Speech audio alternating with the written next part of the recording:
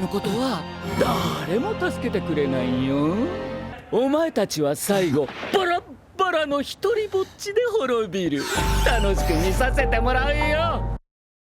So before we actually continue our discussion on the back half of the original series and matters I've not touched on yet, and where things truly went wrong, we actually have to detour and talk about a series I referenced earlier, and how that in turn affects reading of Code Geass going forward. Between the airings of Code Geass R1 and R2, celebrated screenwriter Naruhisa Arakawa actually made a series that was relevant to all of this discussion. Naruhisa Arakawa is known for adapting and doing original scripts for a whole host of influential series, including being behind such a significant amount of the Super Sentai franchise to effectively be its franchise grand lore master. And yes, for those who don't know, Super Sentai is the franchise that has its footage and stories adapted into Power Rangers. There are actually a bunch of good series on the Japanese side of things, and especially the ones he had a hand in. But in this period in question, he put the time in writing another of the many adaptations he has done over the years, that being Spice and Wolf.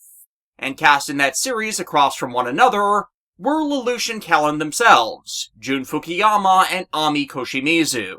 For those who have never seen Spice and Wolf, and you have a prime opportunity to right now, a brand new adaptation has been created for it in 2024, it is an adventure, fantasy, and romance series created by author Isuna Hasekura, and thus, for an anime adaptation of its original novels, it needs two actors that can believably play two individuals that have interpersonal chemistry. And oh look, there's two right there that had just been doing exactly that in an anime that had just gone on hiatus. In the series, Kraft Lawrence is a traveling merchant who, as he passes through a farming village, finds in his cart a woman named Hollow. Hollow, it is revealed, is a wolf spirit of the harvest, wisely helping bring prosperity to the land she once shepherded, only for the coming of the biblical church to turn perception of her and her kind into scapegoated savage tricksters that prey on the goodwill of the people. As she is a spirit, she must live in attachment to objects of life. Thus she was about to be trapped by the village in the last of the harvested grain of the season, an instruction of the church, only for Lawrence passing by and chance to save her from being imprisoned as a slave. Learning of her nature and with her offering to help his business efforts with her observation skills and wisdom in complement to his own acumen, the two set off on a journey of adventure and economics as they travel to find the lands that Hollow originates, which she has long been parted from, with the two falling in love along the way. Admittedly, the original anime adaptation does not exactly get that far into things because it's only based on the first few novels. But that is not a "the series ends on that note" event either. Lawrence and Hollow eventually have a kid, and their travels have continued on with them trying to find her when she goes off on her own adventure as well. And their daughter's own travels are then chronicled in the companion novel series, Wolf and Parchment. The light novels are actually ongoing to this day from their start in 2006, and have remained popular, with Fukuyama and Koshimizu happily reprising their roles for the 2024 adaptation. The original anime is relevant to this discussion, however, because the characterization of Lawrence and Hollow in Spice and Wolf is basically the characterization Lelouch and Callan experience all series long as well. Their jabs, their barbs, their support of one another, Lawrence having the strategies to approach the situation they find themselves in with his quick wits and experiences, Hollow being self-aware and knowledgeable enough of how the world works to catch tells and tricks Lawrence himself might not, and her having the physical power to defend them, both should the series need it.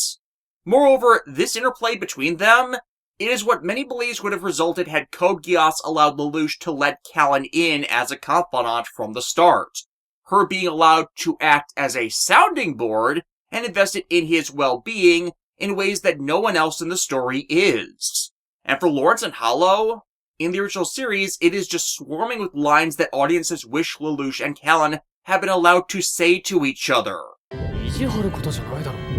誰が意地など。本当は？本当じゃ。本当の本当は？本当の本当じゃ。さっきまでもう食べられぬって顔してたのは誰だ？肉となれば話は別じゃ。全くよくもまあそんな手を思いつくものじゃな。それが商売の知恵というものだ。だが、それもお前の力技の方が勝ってたんだがな。魔術師が女でないことを祈るばかりじゃの。主は女に騙されやすいからじゃ。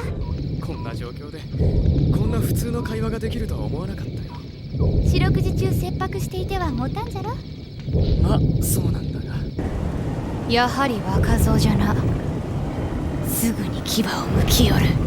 殴られて顔を腫らし、そんな間抜けな姿になりながら、あっちの服だけ濡らさないように五章を大事に折りたたんで、信じられぬほどお人よしじゃ。主のそんなありさま、あっちには到底我慢できぬ。たとえ誰であろう、あっちの勘に触った者の命は保証せん。それでいい。だが俺はお前を信じてる。俺たちはこの先も生きていかなければならないんだ。裏切られたからといって復讐すれば、その先にはまた復讐が待っている。関係者全員を噛み殺すとは言ってくれるなよ。物事にはたくさんの終わらせ方があるだろうが、明日につながるものを選択したいじゃないか。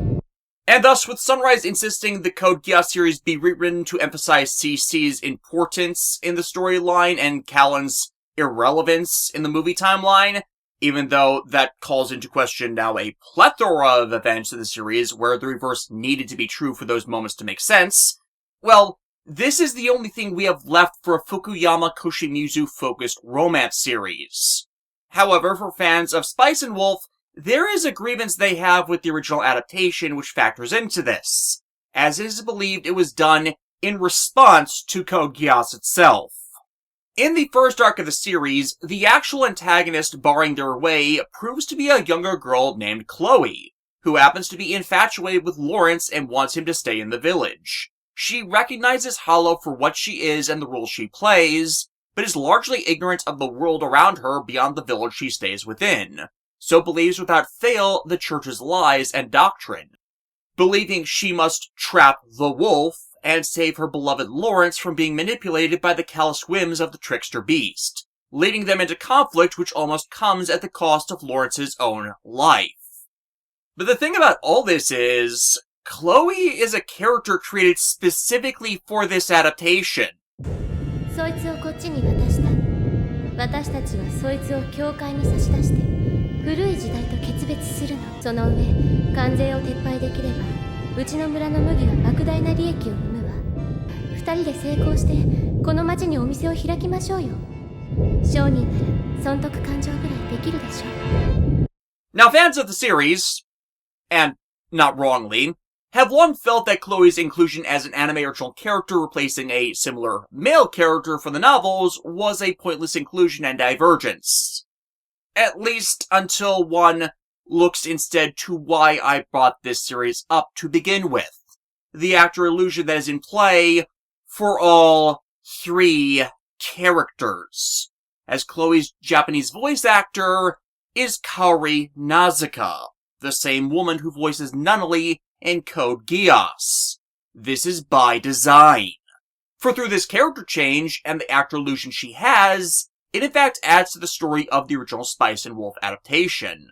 And now, through this series acting as more paratext, acts to explore a facet of Code Geass' own tale by proxy, which it refused to until far too late. The nature of Lelouch and Nunnally's relationship, and how it contrasts against Lelouch's own goals, and Callan's association with them. For Nunnally and Chloe both respectively represent conforming to larger powers in the name of safety and security. Hollow is viewed as a plague upon the villagers of Chloe's home because as much as she acted to improve their harvest and prosperity, there would be years where she turned their crops weak, all to prevent their soils from becoming barren from overplanting. The Church of the Setting blames Hollow for the destruction in those years, and blinds the villagers to the reality of the long-term costs of them not considering their actions, to then blame those only trying to clean up their messes.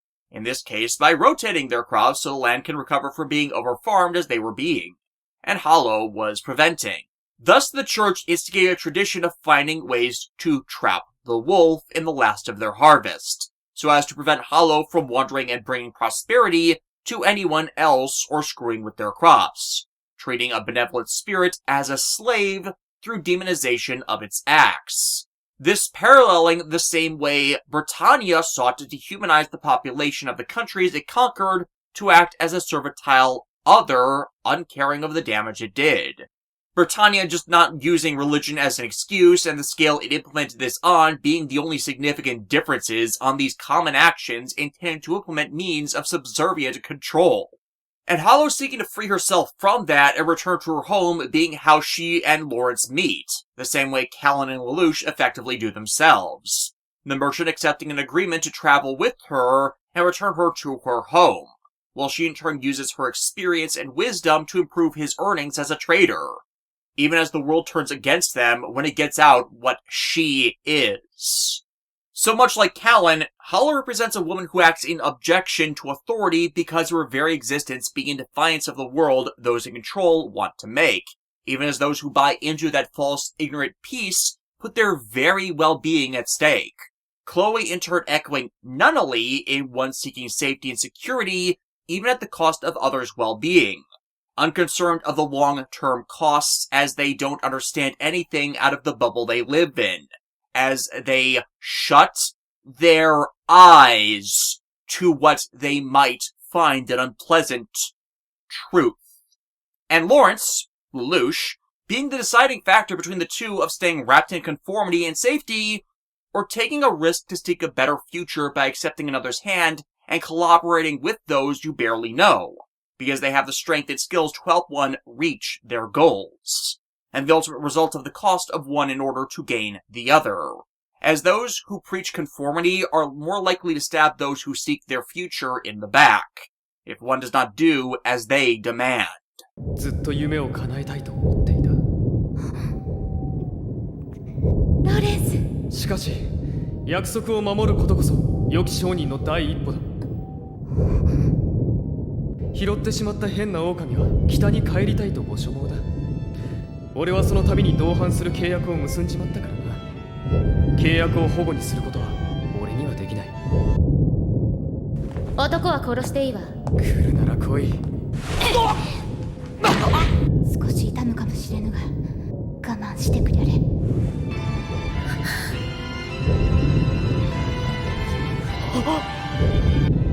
見ないでくれれ。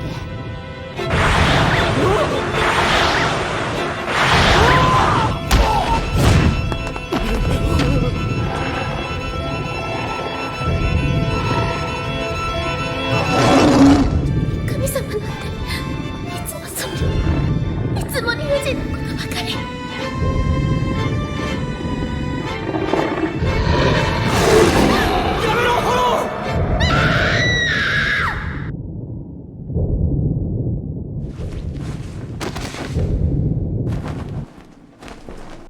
And if y'all think this wasn't deliberate and was possibly just a coincidence, well, that's fine. But my experience with Naruhisa Arakawa tends to put me in a different mindset with that, as he tends to reference other works in what he is actively working on.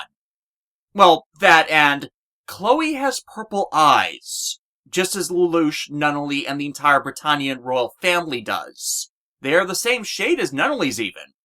And yet, Chloe has no reason to have purple eyes. Irregular coloration traits like that which you might see in anime are not common in Spice and Wolf setting or adaptations, and yet she does as the sole outlier. And this is why the Actrolution here in this other series has had such a compounding influence back on the reading of Code Geass, as it is an early indictment of how Nunnally had been and would following this come to be characterized in the series, even before it had been written. Like, I like Naruhisa Arakawa's works a lot. He tends to predict and disarm criticism in his series quite often, but I didn't think he was that clairvoyant. Still, the narrative beats, despite their wildly different setting and narrative, have more than enough commonalities in character depiction, Spice and Wolf's original anime especially with the plot with Chloe factored in, that it effectively acted as if Lelouch and Callan experienced an isekai plot, which allowed the two actors' natural interpersonal chemistry to be brought to the forefront as the slow burn romance baked into Spice and Wolf's story bled back over into much of the audience's reading and perspective on the two's Code Geass rules as well by the time R2 debuted. There was no way the audience at the time of its airing would have accepted dividing them at this point, especially because of what the two achieve when together. They became known as a joined set, You do not separate them, or bad things happen. 主と出会ったのは確かにほんの最近じゃ。それでもわっちゃん主とは浅からぬ縁ができたと思っておった。俺はこれまでも商売に明け暮れてきた。これからもそのつもりだ。だからそれ以外のことはあまり頭が回ってないと思ってくれ。わっちは主のなんじゃ。言葉ではとても言い表せない。なんじゃそのしょっぱいセリフ。塩が効いてる干し肉が好きだろ。人と神とがつがいになった話はたくさんあるそうじゃな。主がその気ならわっちは構わぬが優しくしてくりゃれ。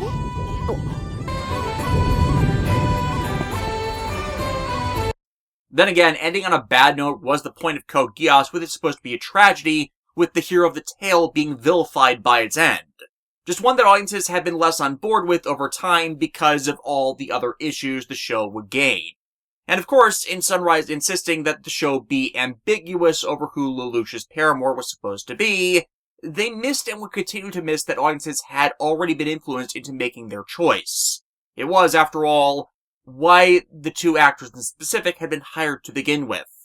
For here's where we get to the eventual problem with such tight, interconnected narrative storytelling in Code Geass's first half, versus its second, as this is where the fixable problems of R1 start to get compounded into actual errors. The second season, R2, does not follow R1's line of thinking in how it progresses its events, characters, or story in order to validate its longer arc. In part because they are no longer at this point doing a loose adaptation of Hamlet to act as a guideline, but are instead now off the rails, and the quality suffers drastically as a result. R2 is a case study in how a creator had an absolute idea of how they wanted a story to end from their beginning, which would ultimately be Lelouch's death, but had no idea of how to get there in a way that justified it from a character or even storytelling perspective due to so much of what they already introduced and did acting against that goal, and thus does wrong by them just to push forward towards that ending. There are an enormous amount of examples at play in R2 of that, and that plays part in why R2's quality is extremely subjective between which ones people see and have grievances with fridge logic only generating more. After all, why do you think this script took so long?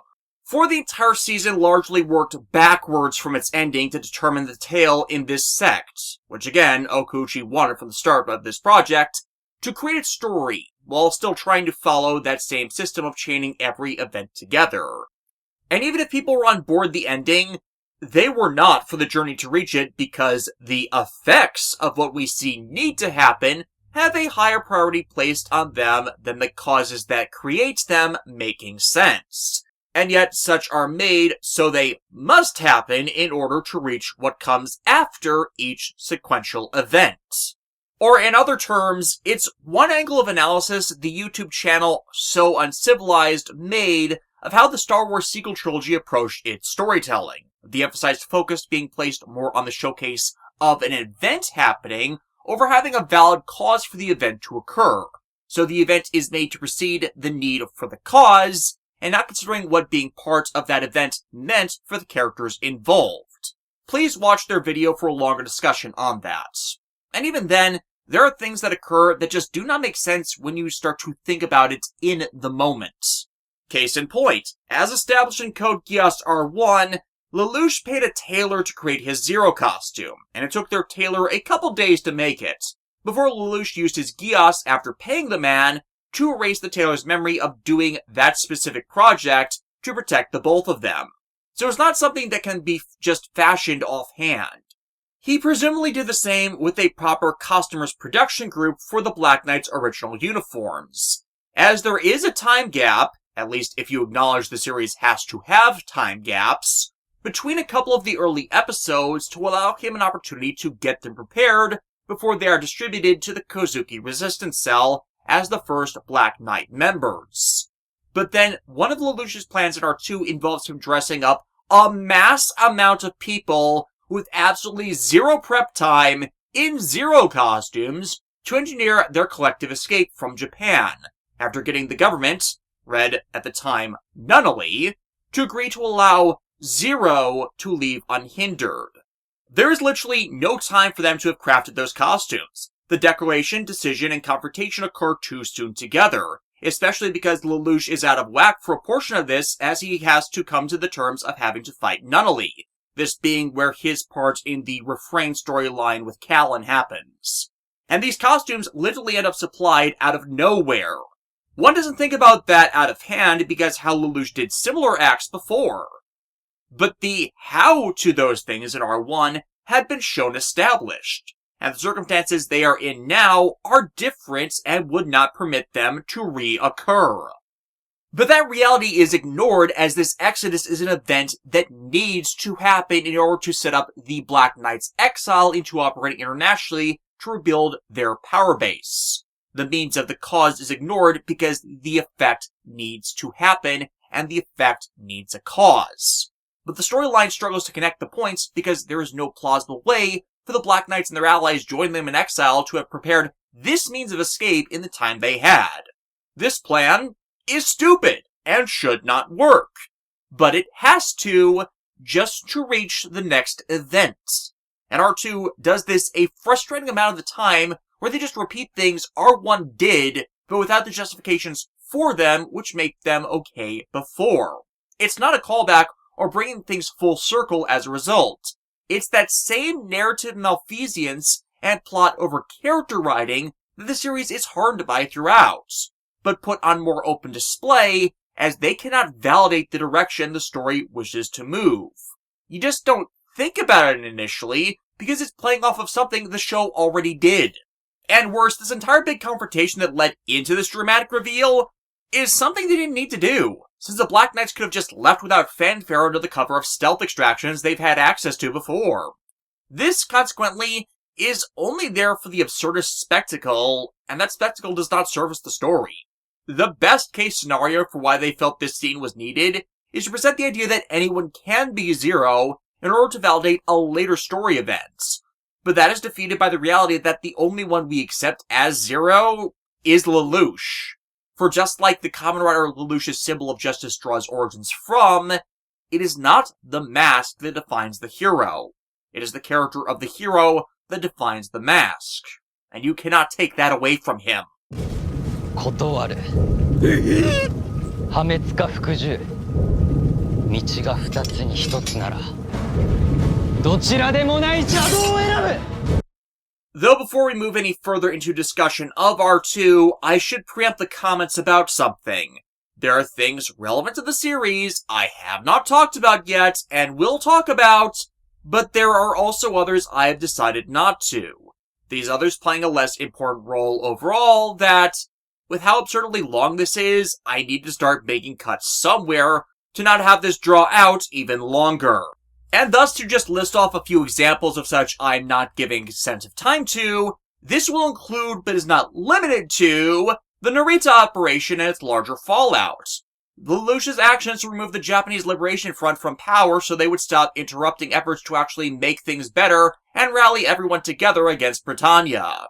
The entire High Eunuch storyline with regards to the Chinese Federation, and by proxy of that, Crown Prince Odysseus marrying the child Empress Tianzi. I actually don't have much issue with this storyline overall, bar its ending being done the way it was just to get Callan captured and off the board, since the one responsible for that becomes their ally immediately after they hand her over to Britannia.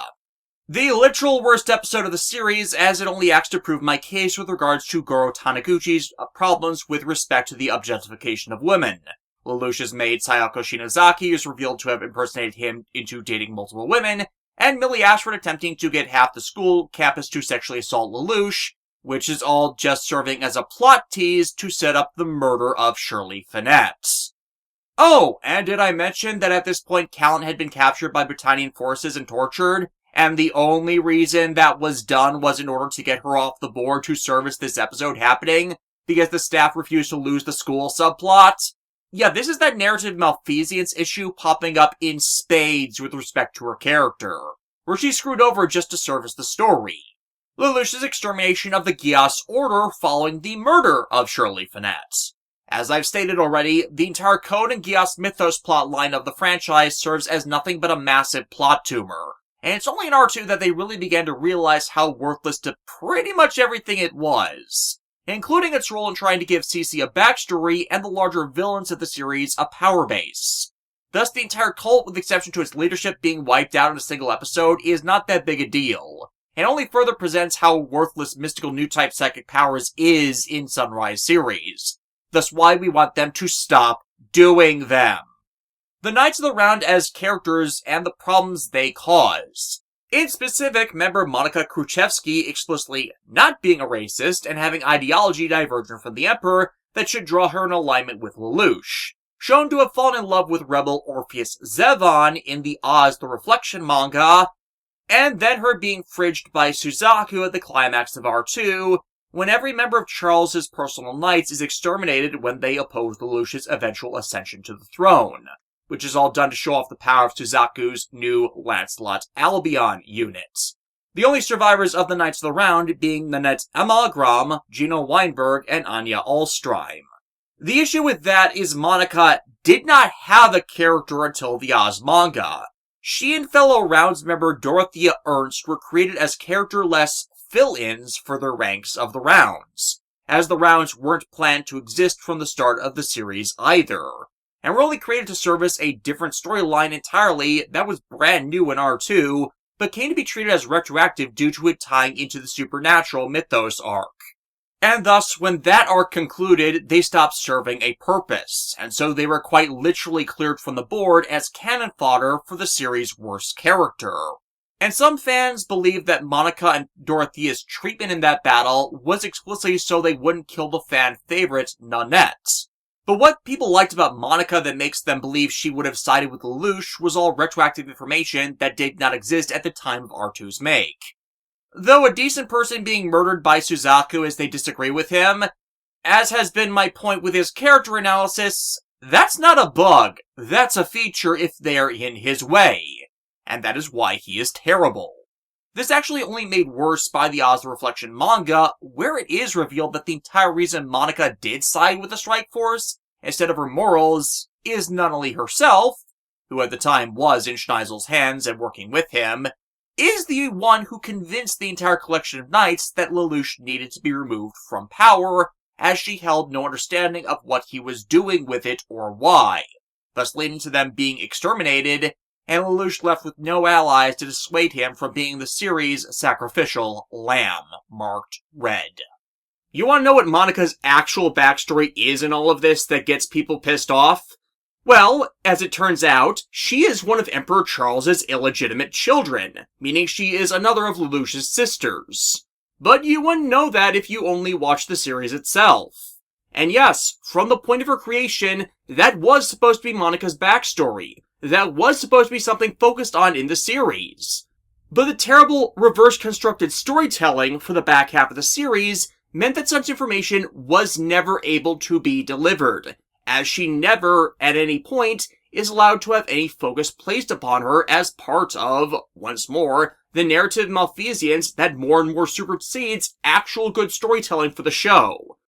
Especially because R2 spends more than half of its runtime spinning its wheels and trying to get to the point where they can reset the status quo so they can do other things, but in doing so, all that time wasted does nothing to actually progress the storylines that we actually give a damn about.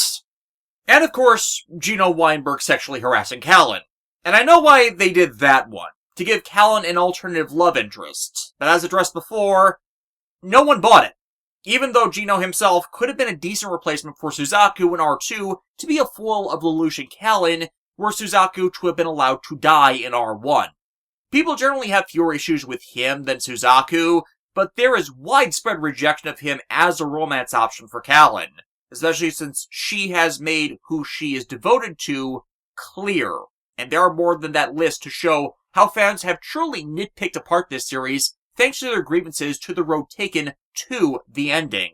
Hell, brand new issues were born thanks to solely the movies making things worse. And the thing truly is, so many of these issues could have been fixed with either more time spent on them or their removal entirely.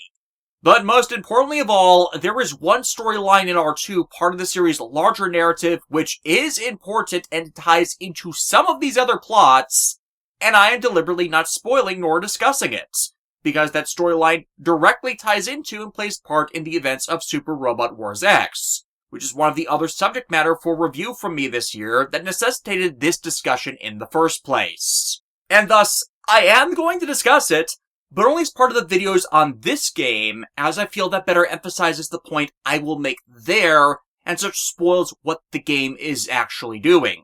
Fans of Code Geass should be able to tell who I just alluded to with that, as it will come in part 9 of that video series.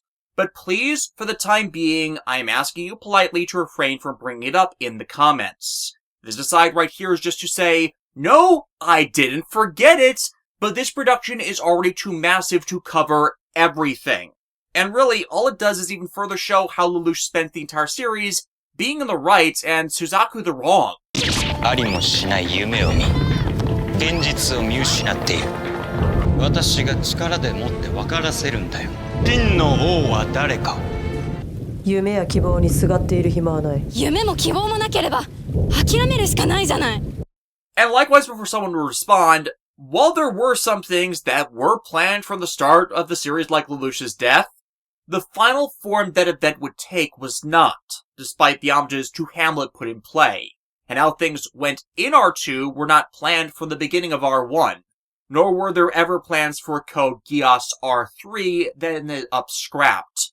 Hell, Goro Tadaguchi has been adamant whenever he has been asked about it, for him not wanting there to be a Code Geass R3.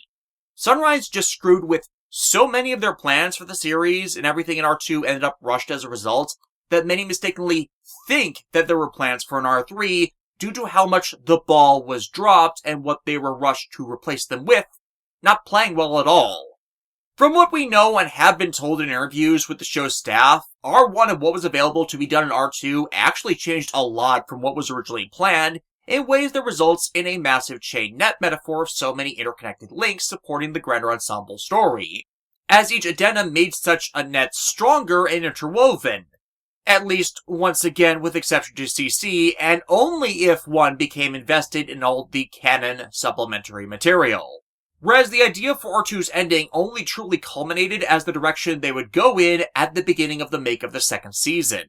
And to continue the metaphor, the way they connected these links in R2 consequently tangled and unbalanced the chain net instead of strengthening all the supporting lines, as we came to realize they were ultimately without direction. And while there was a planned outline and direction for R1, which was mostly followed from what we know, again following the Hamlet comparisons, it wasn't without flexibility to better justify the sequentially developed story we got in R1. Unfortunately though, there were a few headaches here and there where it's clear better stories were abandoned due to the need to involve CC. R2, not so much. But one of those headaches, as said before, was the character Kaguya Sumeragi, Lelouch and Zero's self-proclaimed fiancée. Now while this might seem like a non-sequitur when we are discussing her, during R1, there's this line when Suzaku is being interrogated about him being the eldest child of Genbu Kururugi. However, we never meet any of Suzaku's siblings. And past this point, Suzaku is treated in all material made after R1 as having always been an only child, thus making that line itself suspect. Which is where Kaguya comes in as Suzaku's only other known family member. In canon, Kaguya is Suzaku's cousin, stated in an audio drama to be Suzaku's childhood fiancé, which, no. I'll explain in a bit, but no. And Kaguya makes her earliest appearance amidst a scheme I'll describe in a bit as just a blink-and-you-miss-it cameo, as well as in the opening sequence of the series and in a few selected flashbacks to the childhood arc, all of which implied she was supposed to be more important than she was in R1 and its story. But she only appears in the final episodes out of nowhere, as if she was supposed to exist far earlier for what happens after, until finally becoming an actual character in R2. Kaguya is one of the heads of the 6 houses of Kyoto, the financial backers to Japan's various resistances, representing the Kururugi faction in Suzaku's place as their de facto head, and is a brilliant, smart politician despite her young age.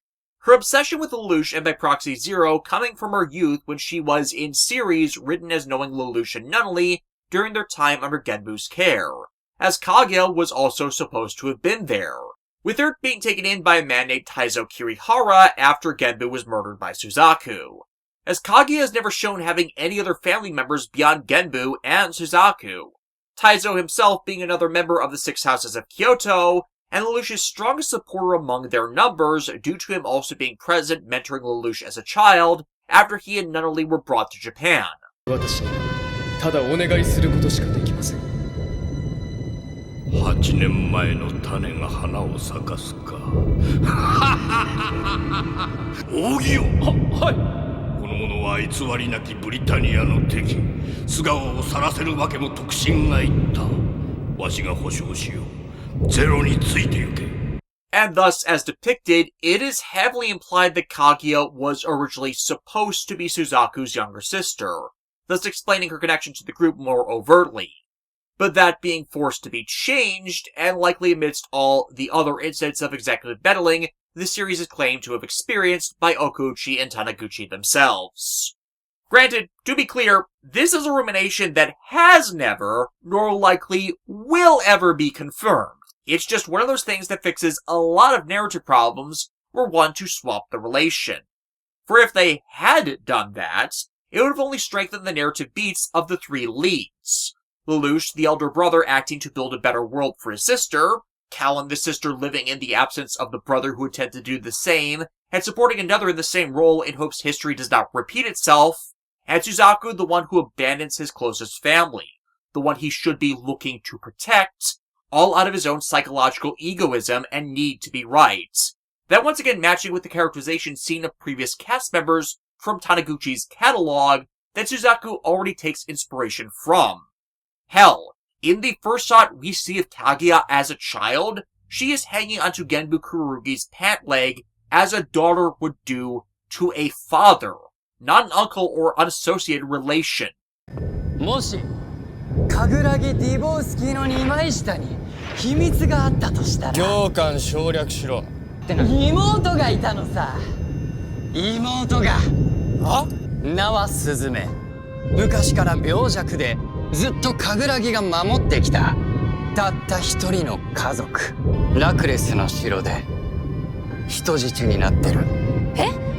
心配ご無用。泥にまみれて手を汚し、共に東福国を守りましょう。Unfortunately, that never came about, with her connection to everything more treated as an afterthought and very esoterically executed as one of the myriad failings of the R2 season, because the series was not allowed to introduce Kaguya when such would have been relevant and appropriate too. This even more suspect, because outside of one audio drama, Kaguya does not appear in any of the side stories that flash back to that period. They all treat her as a non-entity, despite her existing to be part of that period. Even if the cousins thing is what was intended from the start to be canon, and we're just barking up the wrong tree on this matter with fandom wild mass guessing, the other issues around Kaguya either make it so her involvement is very sloppy storytelling, with her retconned into things, or something happened to reduce her role and push back her introduction, making it so she would need to be excluded in other tie-in media. The likely suspect being the Mao arc. However, Kaguya's connection to Lelouch was later expanded upon in that one audio drama, originally written to be released as part of R1's supplementary material, where her attempts to get him to play with her lead to her viewing him as an Oni, though in the dub of the audio drama, like everything else, she says demon, and demon is unfortunately a common mistranslation of Oni, with Lelouch ultimately playing along with her antics and framing his continued refusal to do as she says by the idea that if I am an Oni, then there is no reason for me to play by your human rules, which consequently teaches her that not everyone will play the game of life the same way, and to expect or force them to play by your rules will consequently result in your own losses. A context that is a passive condemnation of Suzaku and how he does not learn this lesson ever, and one which informs Lelouch and Kaguya's relationship that actually pays dividends later in the series once learned. So as I was trying to infer before, R2 in its entirety is not necessarily the problem, just what it uses to justify its actions are largely what people are not on board for, as it really can't in the way it tries to. Though Oni in Japanese mythology are usually depicted as rather complex creatures throughout the evolution of their stories, and generally align in one of two ways, through which originates the phrase Red Oni, Blue Oni. You may have heard describe two characters of conflicting temperaments. Oni are foreign-originating demons possessing great strength and frightful appearance, and are prone to rather violent, murderous rages and acts, but can shown to be of two generalist types and tribes. They're either emotional and kind, eventually depicted as being guardian demons protecting the innocent from other more malicious demons, even if done so through horrific violence, those like this depicted as the Red-Masked Oni. Or otherwise, Oni can be cold and dispassionate, ones that only serve the self without concern of their victims, and using others to facilitate their own ends, with this camp traditionally shown in the Blue Oni mask. With the series beginning with the episode The Day a New Demon Was Born, the perspective that Lelouch is being depicted as a Red Oni all series long puts a far different context upon his actions and mannerisms than likes to be applied to him by those in the West, who attempt to apply the view of Judeo-Christian demons and devils, for the belief that he's a Lucifer or Satan-style demon or devil, which, aside from him wanting to rebel against the will of a man that sees himself as a god, just is not so. For in mythologies beyond Judaism and Christianity, demons are not so cut and dry, having an entire variety of alignments, from violent guardians to those who are just rebelling against cruel gods. It makes no sense for all demons to be of the type who tempt people to sin so they lose their place in heaven. There has to be those as well who act to punish the deliberately guilty. And for them to validate that act to themselves, if one were to think of them as people and not just monsters, it would mean they as well would have to have their own moral alignment and values. And thus that is how one gains sympathy for the devil. Furthering this, the Red Oni context of Lelouch's character is accented by not just the fact that Oni in mythology like to hide their true appearance behind a concealing mask, ergo his guise as Zero and the many false persona Lelouch takes on, but have a tendency to be able to blend into those around them, even disguising themselves as either men or women on a whim to gain the trust of those around them. Which explains the various incidents where Lelouch ends up convincingly cross-dressing as a woman. Hell, the word Oni originates from terms that originally meant a dead soul or spirit walking a mortal plane, and Lelouch originally describes himself as dead and going through the motions of life as he lacks a personal motivation by which to live beyond Nunnally until the series events begin. This interpretation also being valid for Suzaku, but only for the view of the Blue Oni. As in the issue 0 novel after he murders his father, Toto is the first to find him, and tells him that for the crime he committed he must take responsibility, or he will have no place existing in this world. And responsibility is the one thing in the storyline that it never has Suzaku take. This is what I mean when I say that the paratext and supplementary material to the series is immensely important in analysis and contextualization of the narrative due to what was not included in the main series that does inform decisions made. As this is crap that should have been in the main series, and I think Kaguya actually being Suzaku's younger sister would have helped the show immensely by clarifying that Suzaku's path was directing him to abandon the people closest to him, which more clearly defined him as all series long being in the wrong, instead of the franchise constantly bending over backwards to try and pretend that he's not, while others deal with his consequences. Because Blue Oni and Suzaku's alignments, they tend to care jack all about who they harm if they are not on their side. 礼儀を忘れたかひざまずく今や面影もありませんな。出会った頃の色木殿は民に誠実でありました。 This made more relevant by what that relation is replaced with does not make sense and is in fact illegal. The arranged marriage they are stated to have at that point in the past is between a 9-year-old Suzaku and a 7-year-old Kaguya. Japanese law going back a long time, and even strengthened in the last 50 years, says arranged marriages to prevent abuse of the children in question cannot be arranged before the age of 13. Like, yeah, Code Geass is an alternate history timeline, but the idea of child brides is disgusting. Otherwise, it's only implemented by the villains of the story, and only further harms the narrative to claim that grooming someone into such a role would be performed before either of them had turned 10. Logically, it does make more sense for Kaguya to have been Suzaku's sister, and that to have been a change made to the storyline for that to not be so. And if you change cousin to sister and exclude that arranged marriage crap, things actually make lots more sense from a character motivation standpoint. Hell, that also improves the showcased infatuation Kaguya has for Lelouch's identities, for it to have been proposed that Kaguya be a bride for Lelouch instead of Suzaku if the sister thing was intended and what they went through with, and that carrying through to later in life, as it makes that affection be far less superficial. The same with Lelouch low-key shipping Nunnally and Suzaku early in the series, before the other revelations about Suzaku's character and how irresponsible he is comes into play, as someone he mistakenly believes would make Nunnally happy if something were to happen to him, which is even an overarching plot point that would play into.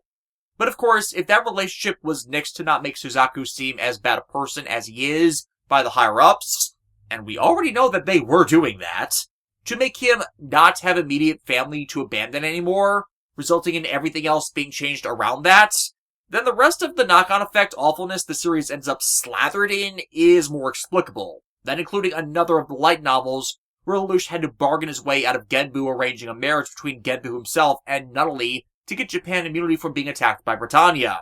Which, oh my yes, is explicitly even worse. So again, you either have the series plagued with more badly executed storylines and creepy sexual implications, which harm the franchise overall, or you accept these as signs that staff members and executives were trying to isolate Suzaku from being acknowledged as a bad person, and then the audience coming to that determination on their own, simply due to weight of evidence towards his actions in the main series. With one, it's irredeemable. With the other, it can be resolved by just admitting to what we already know is true. But Kaguya was important to establish in this, because she is revealed to be friends with the child ruler of the Chinese Federation in this setting, Empress Tianzi Jiang Liwa, who is being manipulated by the actual people running her government due to her young age, which Lelouch liberates from those tyrants during the events of R2. The issue with this is, there is not any point in the timeline where Kaguya feasibly could have connected with Tianzi due to the inability for her to leave Japan before the series events at the time Japan was occupied. Meaning if they only connected before that point, Tianzi would have been a toddler and not remembered her at all. Them knowing each other and having a strong friendship is plot critical to the following events, despite there being no time they could have gained that from. In context to how she was supposed to be introduced earlier in the storyline during R1, however, there is an answer to this. For the first connections to the Chinese Federation the storyline forges actually happened during the Mao arc. Lelouch intended to send Cece away to do the task of negotiating with Tianzi to remit her distance from Mao while that lunatic is still around, and in doing so, once more get her out of the active story. However, put in terms I explained earlier where the Mao arc was forced to be included and interrupted the development of other ongoing story threads, and the connections to the Chinese Federation needed for their plans for R2, and actually an event after this in R1 that needed justification and setup, then logically if the Mao arc interrupted and replaced Kaguya's own introduction and story role, then this would have been where she left the country to fulfill Lelouch's plans to start gaining international allies, and see the direction the series would go in during Sects of R2, which sadly got heavily skipped over in their focus on. I genuinely wish R2 had spent more time on its International Confederation arc, but because of where the series does end up spending its focus, it just doesn't. Because that would result in Lelouch reforging the bonds with those around them that would make them unbreakable instead of so easily shattered as the series makes them into. And likewise, the lack of time spent focusing on her thanks to this interruption would also explain the need to demote any time spent on Kaguya's familial relationship with Suzaku, because there would be no time available to dwell on such a revelation about Suzaku abandoning his family, without that informs how much in the wrong he is as a, by role, blue Oni. Thus this feeds into my thesis about CC, and that she has no place in the story, but the need to include her after her introduction resulted in her stealing the plot events, relevance, and focus time within episodes that should have belonged to other characters. And what was stolen was necessary to justify others' place in the story, and what they made possible. This just showcases that such was not necessarily just happening to solely Callan, but also affected other cast members, and the greater storyline as a result, making it explicitly so the story which regularly had the required narrative focus to precede the development of the characters, itself be hijacked to give relevance to a character who was not. But a better example of this in how things changed, and likewise not necessarily for the better, is the character Margrave Jerimiah Gottwald. Jerimiah was originally depicted as a Britannian purist and minor antagonist early in R1, who Lelouch humiliates when Jerimiah and his subordinates attempt to blame the murder of one of Lelouch's siblings on Suzaku.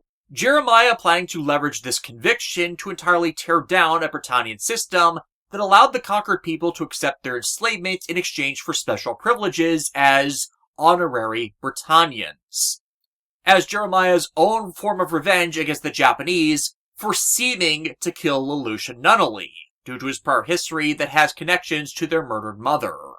Thusly, had Lelouch not intervened and Suzaku been convicted, it would have been all that Jerimiah needed to ruin the Japanese populace's lives all over again.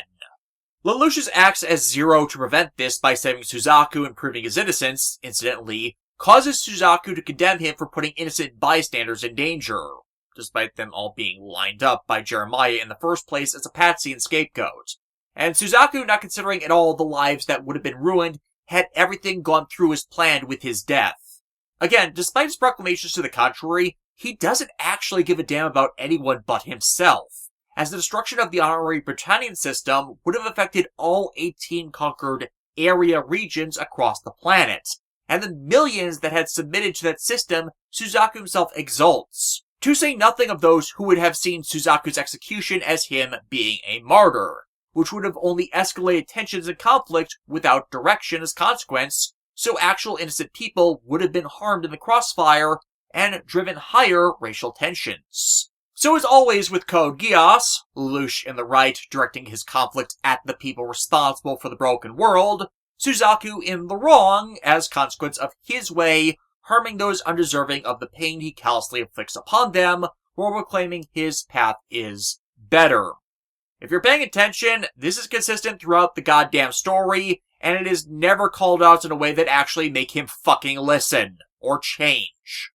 However, Lelouch's acts to save his childhood friend end up tarnishing Jerimiah's reputation by Lelouch Geassing him in such a way that it seemed like he was blackmailing Jerimiah, subsequently leading him to be branded with the moniker Orange as consequence and reference to the incident. He continues to be humiliated throughout this, ultimately culminating when in the middle of R1 amidst a major battle, Callan seems to kill him in the debut of her personal nightmare, the Gurren, whose signature weapon, the Radiant Wave Surger, pumps enough energy into a mech to literally melt it and the pilot within.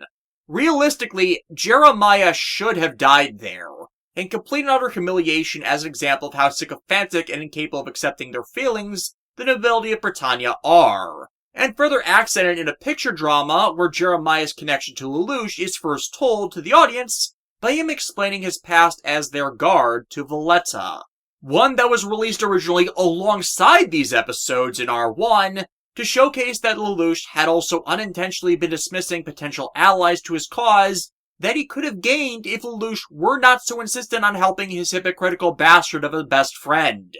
However, Jerimiah was brought back as a cyborg at the end of the season. What the original direction his character was supposed to go in from there wasn't quite known, but it's believed the fandom's bafflingly positive reception to the man may have been an inflection point for what follows, as R1 seems to conclude with him dying again in a suicide attack of CC's. But in R2, it's revealed he not only survived that, but those cybernetic upgrades include the ability to cancel out the powers of Geass and remove its spell to thusly make him a more relevant cast member. Something that everyone, when it was revealed he could do this, realized was a mistake, as it undermines some of the dangers of Geass the story had up to that point been reliant upon. Much of what goes wrong inside the series is contingent on characters' belief that Geass, especially Lelouch's, is an irreparable curse that enslaves people's wills. And yet now, there's a character part of it that can undo it. Except, the most critical people to have both their ability to use them or the spell on them negated, or have it confirmed that they are not under its influence, never do, despite a character that is capable of doing it, standing right there on the sidelines by which to permit that. The story just forgets the resource they added to the series, which they have on hand, which after Jeremiah's reintroduction could have been used to show to Lelouch's allies that despite its ability to make them obey, that their minds and wills were and remained their own, which in turn should subvert the series' final storyline in and of itself, if the series at this point were still as smart as it pretended to be in R1. There is no reason for this to have not happened, bar one. The ending was written first.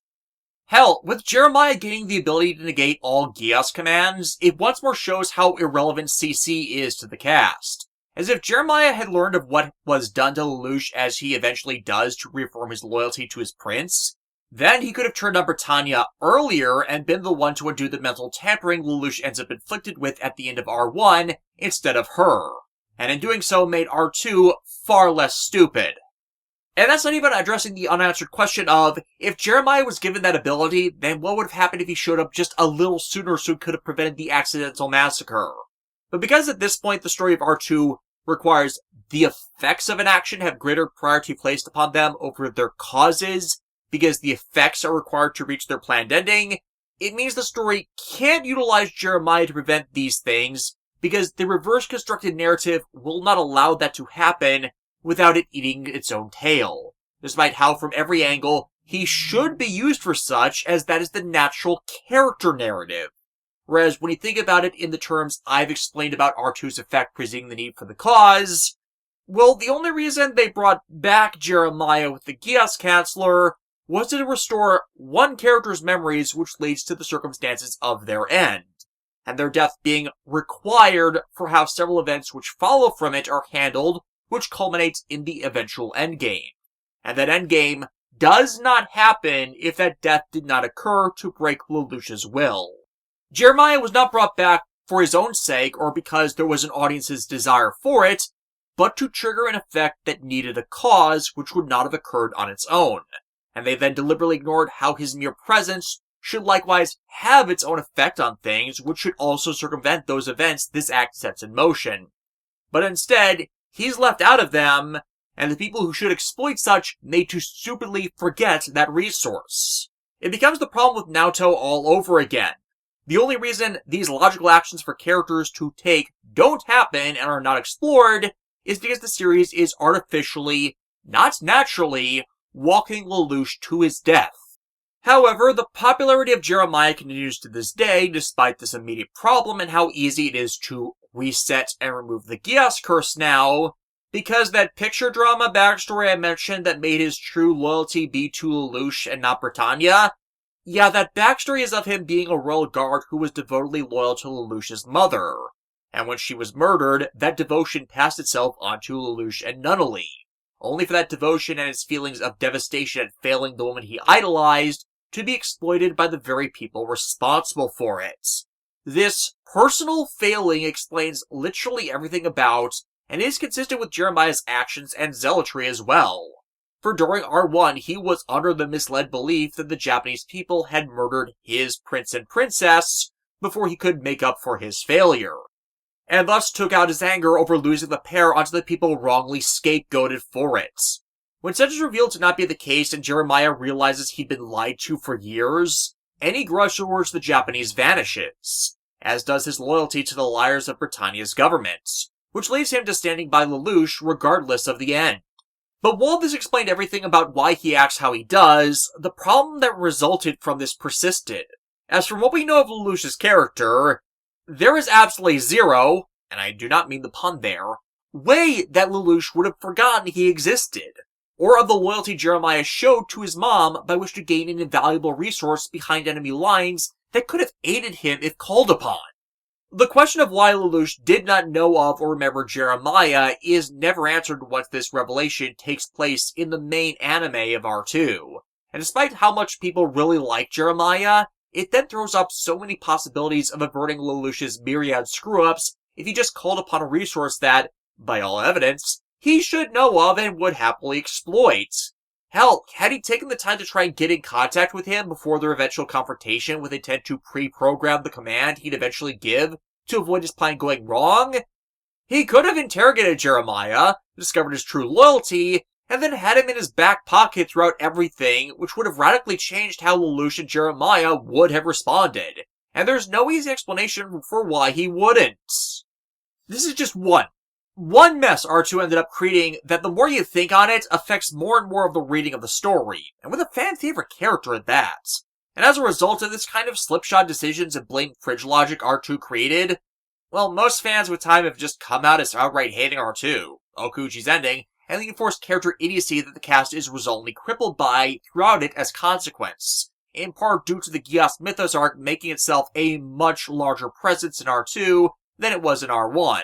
And from all evidence, that mythos arc not being planned out. And such drags down R1 by retroactively fracturing its story with new and conflicting possibilities, and how character journeys are taken and then derailed. Because many were unhappy with how R2 turned out upon reflection, including the creators who smashed everything they had going for them because they wanted to reach that ending, and everything is consequently slaved to that ending. So there have been long-standing debates on whether such was worth it, a lot of fans outright wanting to throw out the ending that this had all been built towards entirely, as the payoff was just not worth the expense. Worse, just as with the Jerimiah problem, you realize some scenes in R1 that ambiguously went one way, they have a different context after R2 that entirely reverses them. An early episode of R1 addresses how arrogant Lelouch can be, which can cloud his ability to come up with solutions. He's often viewed as the smartest man in the room, but there's little evidence he truly thinks of himself that way. This comes into play in his first battle with Cornelia, where she puts him into a trap that recreates the first battle Lelouch participated in that saved Callan's group, with civilian lives caught him in crossfire. And despite Lelouch knowing that Cornelia has a near decade of battle experience over him, thinks it will all go his way because he's a superior strategist, which he is. However, he doesn't apply strategy at all to the encounter, merely mimicking what he did in the previous battle, despite evidence that he should know how stupid that is for a strategist to do that. Which is all just as CC said he would do, despite the active contradiction that is there. Now again, this initially reads as Lelouch's own personality flaws getting in his own way, a common hindrance Lelouch has with his actions as what and who he values, ends up putting him at a crossroads with what is necessary to be done. But this is not one of those instances. The entire event ends up contradicting how Lelouch is initially presented as a strategist capable of come-from-behind victories, and is able to resolve any situation he might encounter where he might be at a disadvantage, previously shown through the proxy of the chess matches he engages in that earn him cash, where he specializes in taking over any game, no matter how hopeless, and turning it around to win. That is quite literally how the character is first introduced and how he wins his first real-world battle. Thus, him complaining after it's over about both sides of the conflict not being equal, primarily because the resistance group he commanded in the battle abandoned him at the first sign of trouble, and that's why he loses, when that was exactly what he'd spent years teaching himself to do and we were showcased him doing as the series began, to win despite any unfair disadvantage imposed upon him, that never sat right with me, as that's a cheap excuse for a shallow moral lesson reminding him that real life is not the same as a chessboard, while subsequently shifting his specialization in strategy from thinking dynamically, which was what won him his first battle, into him being incapable of that type of thought much of the time, instead making his true strength be territory control, in that by him manipulating the terrain of a battlefield, he pulls the rug out from under his opponents, which is seen far more frequently from him after this.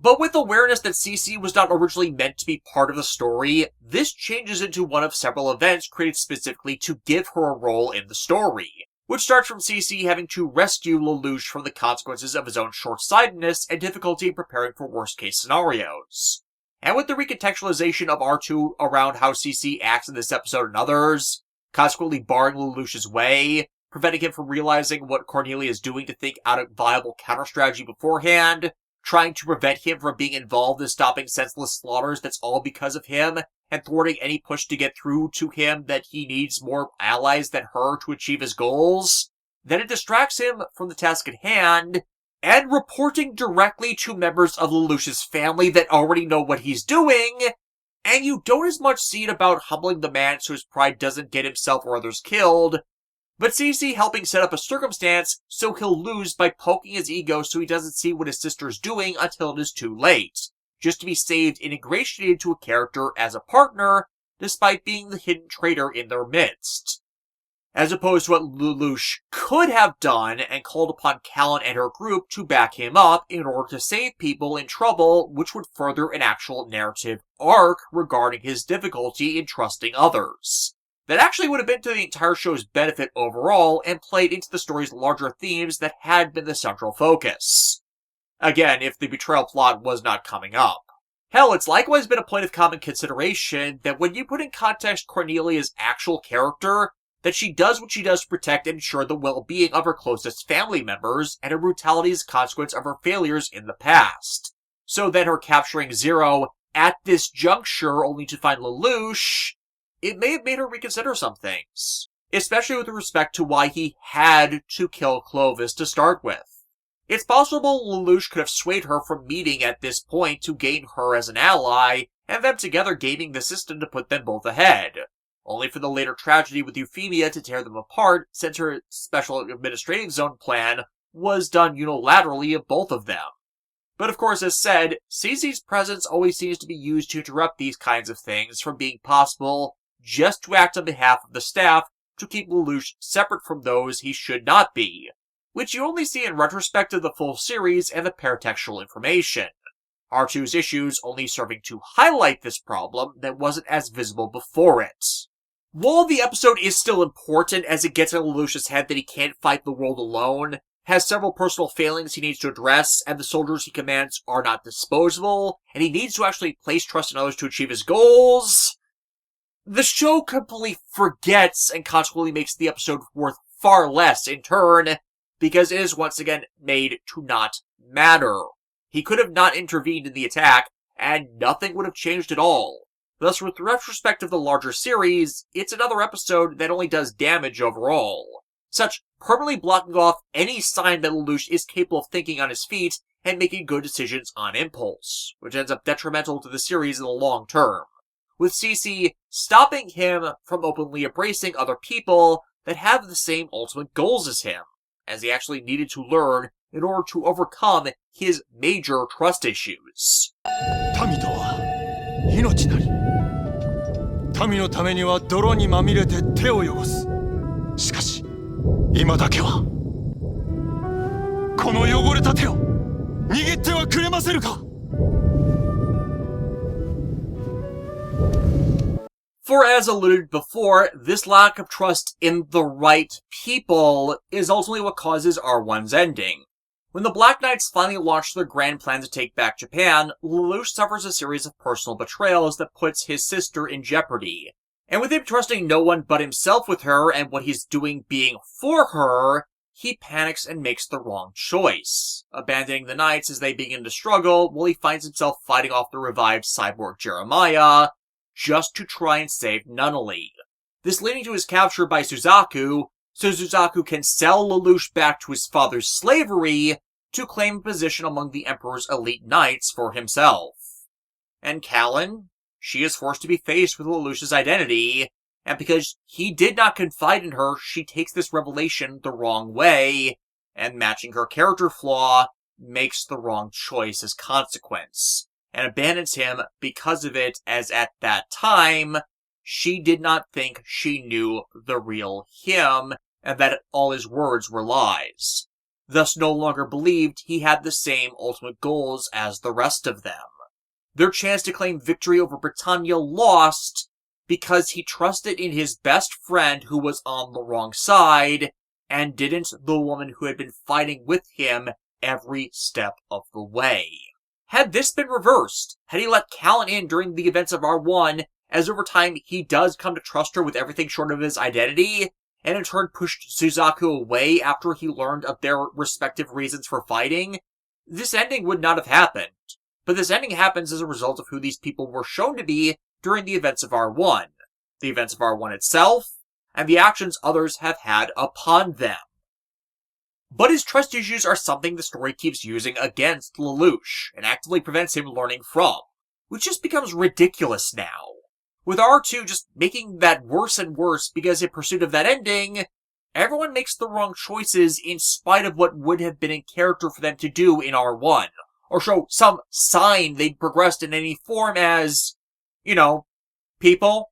Thus, while R1 is story as consequence of character, R2 becomes story in detriment to character to fit a pre-scripted path, instead of organically attempting to reach that end, dragging cast members forcefully along it to play parts in the story against how they had been characterized before, without valid reason in order to get them to a predetermined conclusion.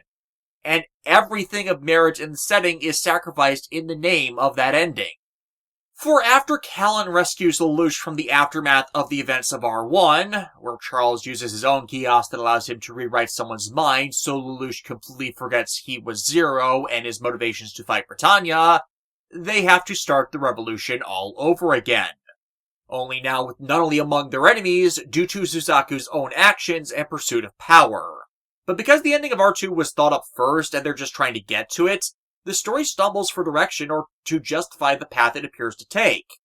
Because at this point, they're well off the rails the basis from Hamlet could provide them, and consequently the story refuses to move beyond the superficial trappings of R1's original dynamics, and repeatedly pushes the reset button and returns to them for distractions from the main tale, as opposed to using them to progress the story meaningfully until it is far too late, while taking the characters that needed to be active in the wrong way to how they were presented before, with no proper impetus in story for that change, which needed to happen for them to make the choices they eventually commit to make sense.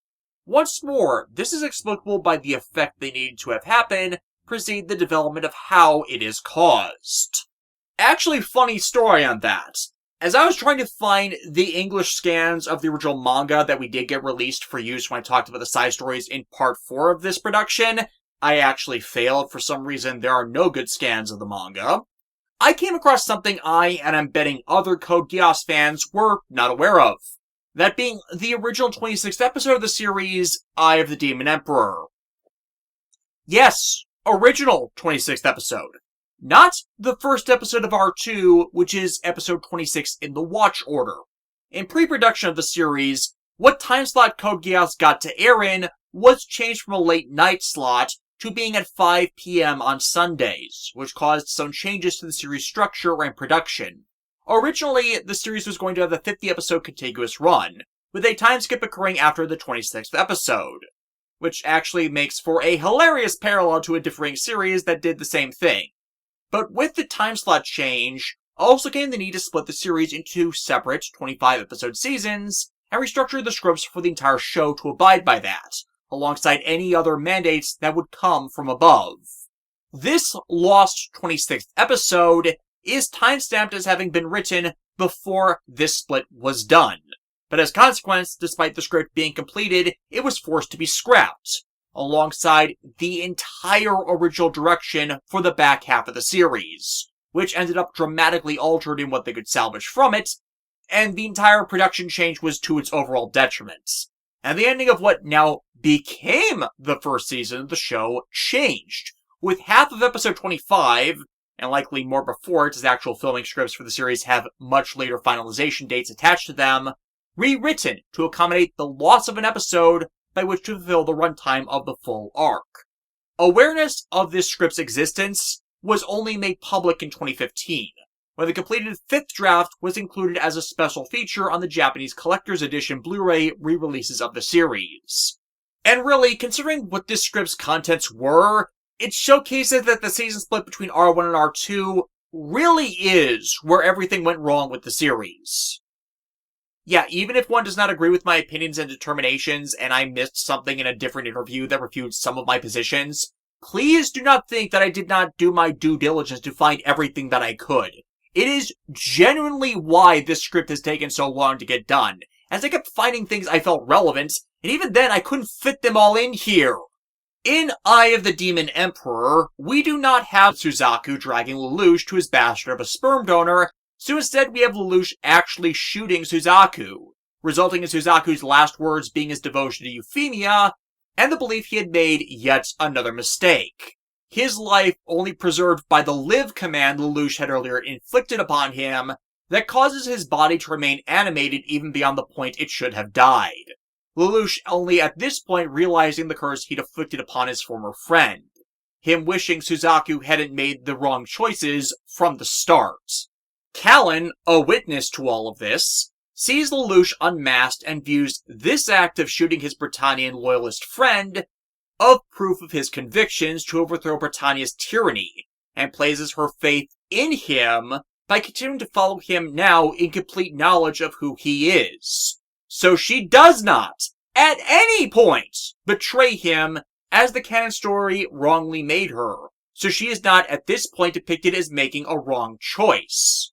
She returns to the battlefield to help fend off the Britannian occupation in the Black Rebellion, forwarding orders Lelouch gave her, which shows her faith in him is being rewarded by saving people from the act, which thus begins to turn the tide of battle again. Up until Emperor Charles makes his presence known to end this himself, with his personal heavy carrier whose primary weapon just erases entire units of Black Knights with the force behind these blasts. His personal guard, which does not involve the Knights of the Round characters as they had not been invented yet and would not until the scripting for R2 itself began far later, reinforced the besieged Area 11 forces, causing the Black Knights' need to scatter, as at this point they had not the resources to oppose this heavy assault, as the battle at the end of Season 1 was the Black Knights making the best of a bad situation to begin with, instead of striking when they had everything prepared, as Lelouch had wanted to, before Euphemia's special administrative zone occurred to screw everything up. Lelouch, piloting the Lancelot stolen from Suzaku, charges Charles's ship, destroying the main cannon of it himself to prevent the worst of the siege, which cements the loyalty of the Knights in doing so, as Callan passes on commands for them to escape, saving their lives in doing so, as Lelouch himself goes to confront Charles, which is where he makes his mistake. For as he lacks a mask now that Suzaku destroyed it, when he faces his bastard of a sperm donor to cut off the head of the snake, it is without the knowledge that Charles too has a Geass and gets whammied by it. And as this script came before R2's proper storyline was written, it was before the eventual retcon that CC knew and was working with Lelouch's parents. So that little character issue of CC not telling Lelouch any of the things she knew of that could help, yeah, that was not a factor yet, nor was originally intended to be one. It is only that future knowledge consideration which would eventually ruin her by her conveniently forgetting about this warning. 2000年生きてるんだ。食事は読書みたいなものさ。 But this leads to Lelouch's memory being wiped, and him being sealed and chained up, completely catatonic from the memory wipe, beneath Lelouch's school, Ashford Academy, with the character Valletta New acting as his warden. There's more relevant information in there as well, such as when Lelouch has his mind wiped, he was allowed to see some of Charles's memories, one of them being that his mother was part of, and in fact was being voluntarily experimented upon to bring about, Charles's eventual plan known as the Ragnarok Connection, which I will expand more on in a bit, but is based around Jungian psychology, where the concepts of God are all based upon a collective unconsciousness made up of all living beings that have ever, currently do, or will ever exist, and such defining the will of humanity. And Charles wants to kill or control the god of human existence through a construct meant to reach it, which requires a trigger mechanism to bring about, which in the canonical series is changed to being the need of a code bearer to set it off. Which is part of the problem that eventually comes from this plan, as they already have a code bearer playing parts in the plan and had no need of the other. However, this script implies through this memory dump that the code stuff really was all a retcon, as Lelouch's mother is depicted in the script as the necessary trigger for the Ragnarok connection system, with how she speaks of it, and how she would have been hooked into it as the sigil or sign of the gods, which the translator of the script itself waffles on because in Jungian psychology, the sign of the gods is the core of one's heart or soul, and the soul is the self. But in these terms, with Marianne being hooked into this system, it implies that her very existence would have been taken as a necessary sacrifice in their plan to kill and supersede the will of God. Or as it is in an alternative interpretation, enslave the will of man through the collective unconsciousness to those that have the means of control over it. This again tying into how canonically V2 hacked Lelouch and his Geass to set Euphemia's massacre in motion, as Code and Geass bearers already directly connected to the consciousness through which to manipulate people psychically from the start, and Charles and Vivi's plan would just apply that on a complete global scale. And ironically, how Lelouch is eventually written as defeating them would in turn end up being them hit with karma, as Lelouch would end up using their own plan against them in canon. But because Marianne's dead, well, they would need a replacement. And with context to how Nunnally was later used in both the Nightmare of Nunnally manga and the Resurrection movie as a necessary trigger for the villain's plans for how they would in turn affect this collective unconsciousness, it is very likely that such is a recycling of a plot line that ended up thrown out, and thus why she was in canon meant to be taken, either as a replacement, or if Marianne's corpse and soul were installed in the machine to make it move, not only acting to get her corpse to do it through whatever residual memories for her most beloved family she may have had. You can't tell me that's not possible. I've seen that done in other series for these same rationales. Hell, the side stories seem to recycle several elements of what the original plotline was likely meant to be, even if such is remixed. But my point with including this, especially as I needed to come back to actually add in this part of the discussion later, is this excluded episode, in and of itself, addresses several of the critical failings of R2 just in its events. Its problematic structure, its mistreatment of its characters, its deliberate avoidance of certain plot points that would derail the direction it's meant to head in, and its failure to pay any meaningful attention to the supernatural mythos plot to the point it could have been just excluded outright. It feels like it is naturally moving into the next direction of the story, whereas R2 had to backwards engineer what it does. Callan's betrayal at the end of R1 that leads into the Black Rebellion failing now becomes a situation where things go out of their hands, so she herself is exonerated of culpability in their failure, her instead retaining, nay, strengthening her faith in Lelouch, because Lelouch acted when it mattered to make a hard choice that supported their efforts, and she would not defame that cost to himself he paid. The Knights themselves have far less of a grievance over Lelouch's seeming abandonment of them, since he didn't, as he instead saved their lives again at the cost of himself. And his capture is now aware to all of them, so such would settle the animosity factor that was first raised, but quickly abandoned soon after. Or otherwise Callan would have revealed who was leading them, in order for them to pursue recovering him, so when they get him back, there is a better question raised over whether they should continue to follow him, due to them now knowing of his identity, and it potentially being compromised by what was done. Or they should continue to be led by those who stepped up in the interim. These are things that R2 itself does not properly address, with the story they instead went with just being an in-canon redux of the first fucking episode, which made for a horrible start to the second season, and required they waste even more episodes past it to continue resetting the status quo to the point they could do anything again. Hell, this change to events better establishes the break between Lelouch and Suzaku that occurs at this point, as from Suzaku's perspective, Lelouch left him for dead, and it was only the command that kept him animated enough to survive the bullet in his chest. That makes him less of a smeghead with consideration of the events of R2 and Akito, as it means that Suzaku did abuse Lelouch, turn his best friend into a slave knowingly, and actively participate in atrocities and oppression as R2 makes him out to be the selfish, self-deceiving hypocrite that ruined the character for the majority of the fandom.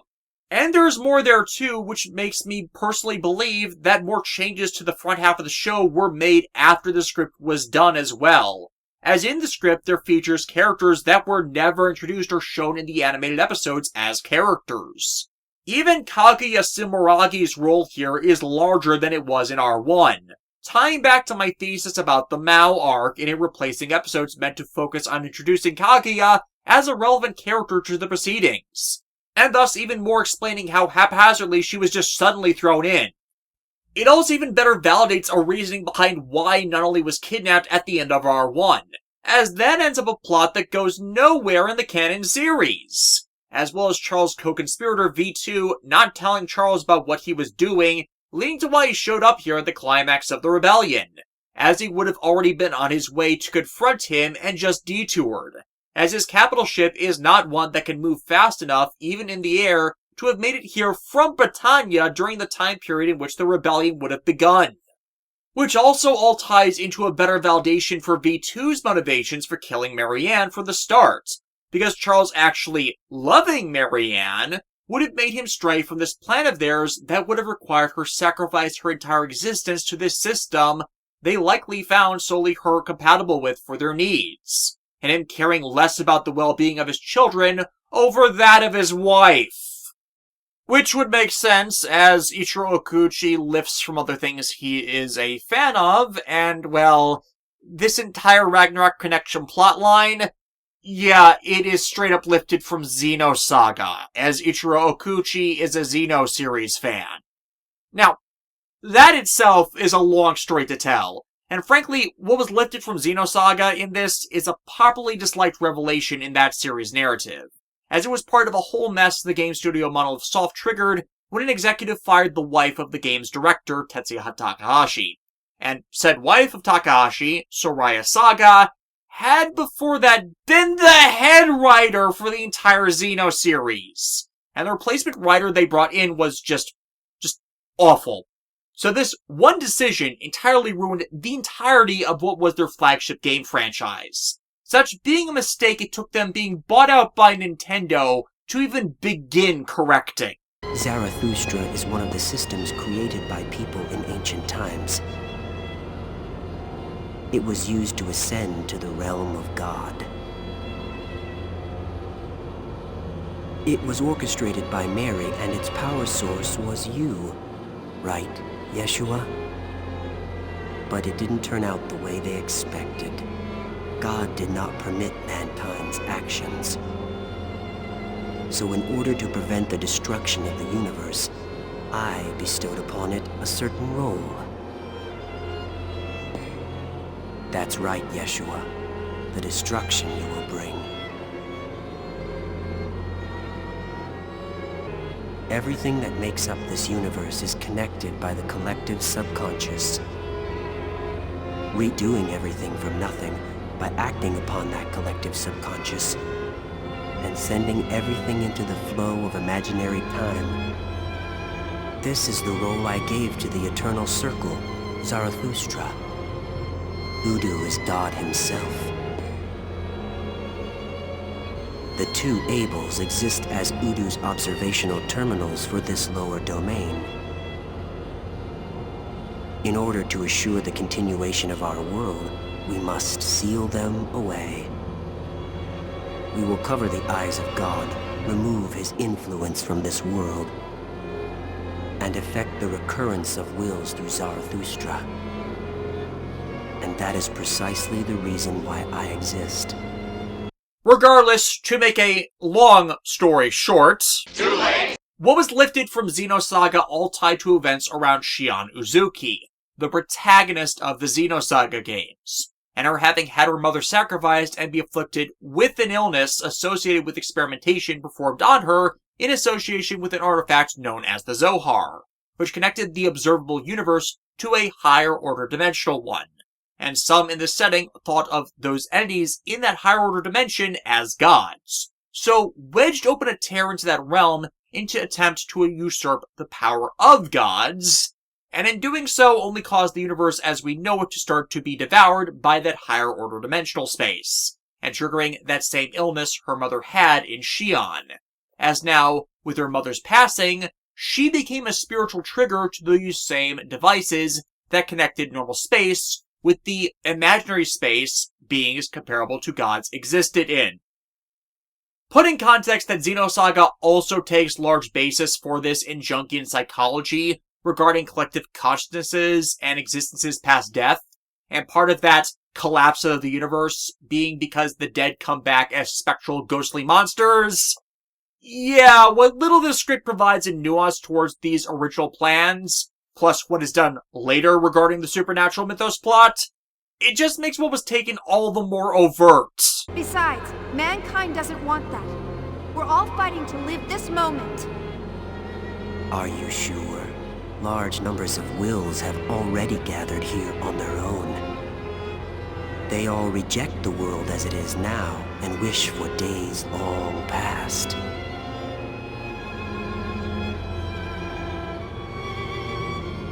That can't be. There's no way everyone will reject the universe. The Gnosis. Yes. Gnosis are the form of people who have rejected others and the world. They seek salvation, faced with being overcome with loneliness and fading away. They choose instead to return everything to the beginning. But yeah, in this version, it would make Vivi killing her act as insurance towards going through with their plan, as it makes it so Charles would pursue it so as to get her back alongside everyone else. They just needed a new trigger, and their crippled kid makes the most sense to be used as the new sacrifice to the system, with the problem then being of the devoted brother that is standing in their way of that, thus the need to take him off the board, thus justifying the actions taken with the massacre storyline to do just that. That all makes more sense to me as why things happen than just V2 being a freaking yandere for his brother on simple principle, as diverging from the plan they spent their whole lives looking to complete because he found true love he doesn't want to sacrifice for it, is a bigger deal and a more humanizing one for the both of them than one born out of hating any showcase of true affection other than between themselves, or hinging everything on CC's introduced involvement and why this side of the plot even comes to exist. Just reading this feels like a far more organic continuation of the storyline from everything presented than R2 ever seemed to give, as it makes the story be more motivated by character actions instead of the fulfillment of plot points, making it so such would not lead to the frustrations with the narrative that ultimately resulted from the season being split like it was. I can't say for certain that had this been what the rest of the story had followed from, that it would have by default been better. But had the story been made a continuous production, it likely would have had fewer headaches to it, and better justified a cohesive direction to its events that wouldn't have caused fans of the series to this day to rake it across the coals for its myriad of faults. But as can be evidenced by this script being scrapped, Code Geass got majorly screwed over by the second half season, or split season curse, where when you split a single series planned full run down the middle into two separate seasons, with two different 3-act structures to its larger story, and said season produced in two completely separate production blocks, the second set of acts in the show undermines the first set, as the larger narrative arc of such was not plotted out in advance by which to fulfill the story direction desired, as it fails to properly connect to and follow from it, as opposed to just continuing on with the story from where it left off. This happened with Code Geass. This happened with Gundam Iron-Blooded Orphans. This happened with a whole host of science fiction series produced by the Sci-Fi Channel, and I could go on to cite stuff like Power Rangers since 2011.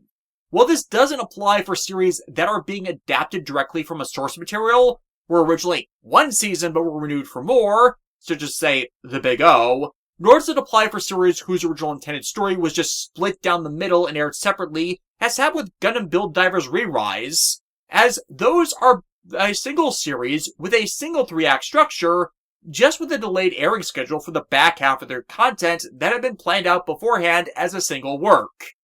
And well, outside of those, it really only leaves me with one example where the split season thing actually in any way worked. Mobile Suit Gundam 00.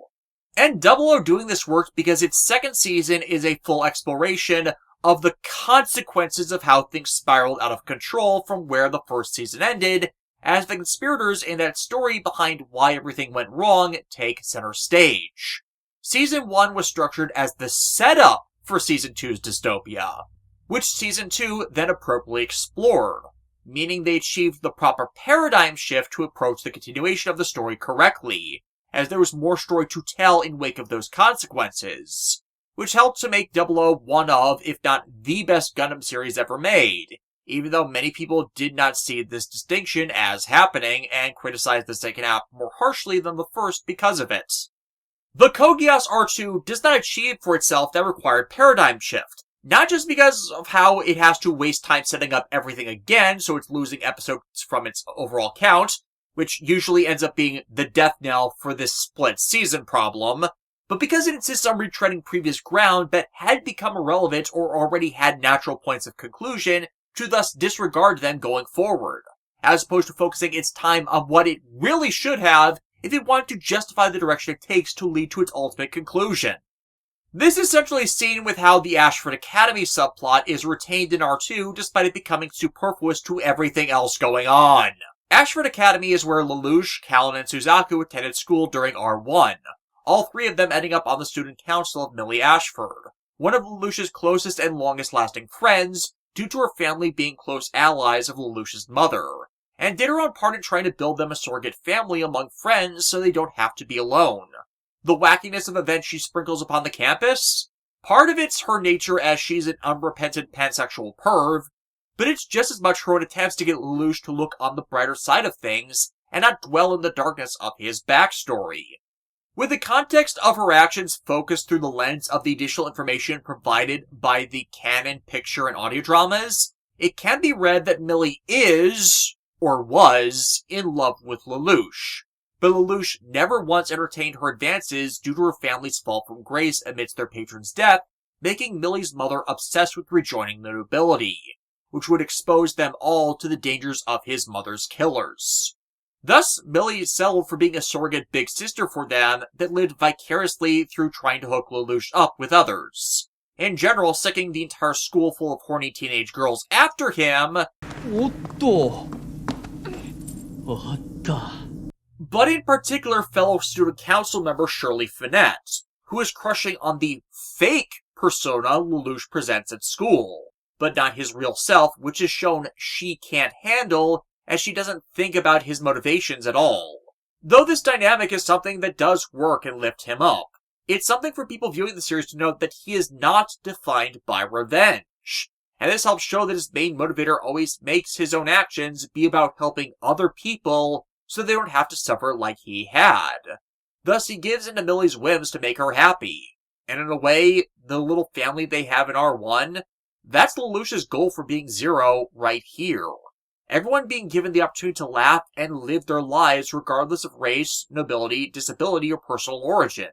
The Ashford Student Council is a microcosm of the world Nunnally dreams for, and Lelouch wants to make real for more than just a small oasis in a world his family is turning to hell. The moments here for Suzaku are fully of the greatest kindness he has known since he murdered his father, yet doesn't realize this happiness and camaraderie is what he steals away from others every time he fights in Britannia's name. And for Callan, while she is forced to hide much of her true self, this is the short time she can straddle the line between her backgrounds, where she doesn't need to make a choice between being Britannian or being Japanese. Independently of Lelouch, this is a representation of a world she wants to see as well, and wishes she could show her true self too, as this group are mostly not bad people. Thus again, the tragedy of R1 is in how this all falls apart due to Lelouch, Callan, and Suzaku's actions that just keep spiraling out and affecting others, represented by how the council breaks apart, with Shirley ending up first losing her father as collateral damage for the Black Knights battles due to him secretly being one of the researchers part of the project that experimented on CC, and then Shirley is later murdered in R2. And another council member named Nina Einstein, who is overtly xenophobic, being driven to become a war criminal when she ends up inventing a weapon of mass destruction and gives them to a man whose ultimate goal is genocide. And yes, the name Einstein was blatant, considering Albert Einstein's the one responsible for the research that eventually resulted in nuclear weapons. Nina's research, as presented in series in the background, is very much along the same lines conceptually, only with Segurite substituted in, because allegory about war escalation and the people who make it possible. and Millie and the last member of their group, Rivals, who acts as Lelouch's public best friend, yeah, their personal stories end in R1. They have their minds changed by Charles's brainwashing as well, so during the events of R2, they're not even themselves, as their lives have become based upon lies that should change how they interact with others and make decisions, as who a person is defined by the memories of their experiences. So changing those memories changes how those people act outwardly. The continued focus on them in R2 as a result does nothing for the story, and should have been abandoned the second Lelouch gets his memories back, as all that is achieved by retaining the school subplot is maintaining a needless masquerade about Lelouch's double life, despite that secret being out to all his enemies. Sidebar. Millie and Rivals' real memories and selves are eventually restored to them thanks to Jerimiah's Geass counselor after the series ends. In the original timeline of the series at any rate, not the movie timeline. So they do end up in the know, like the rest of Lelouch's loved ones, of what he did and sacrificed for them.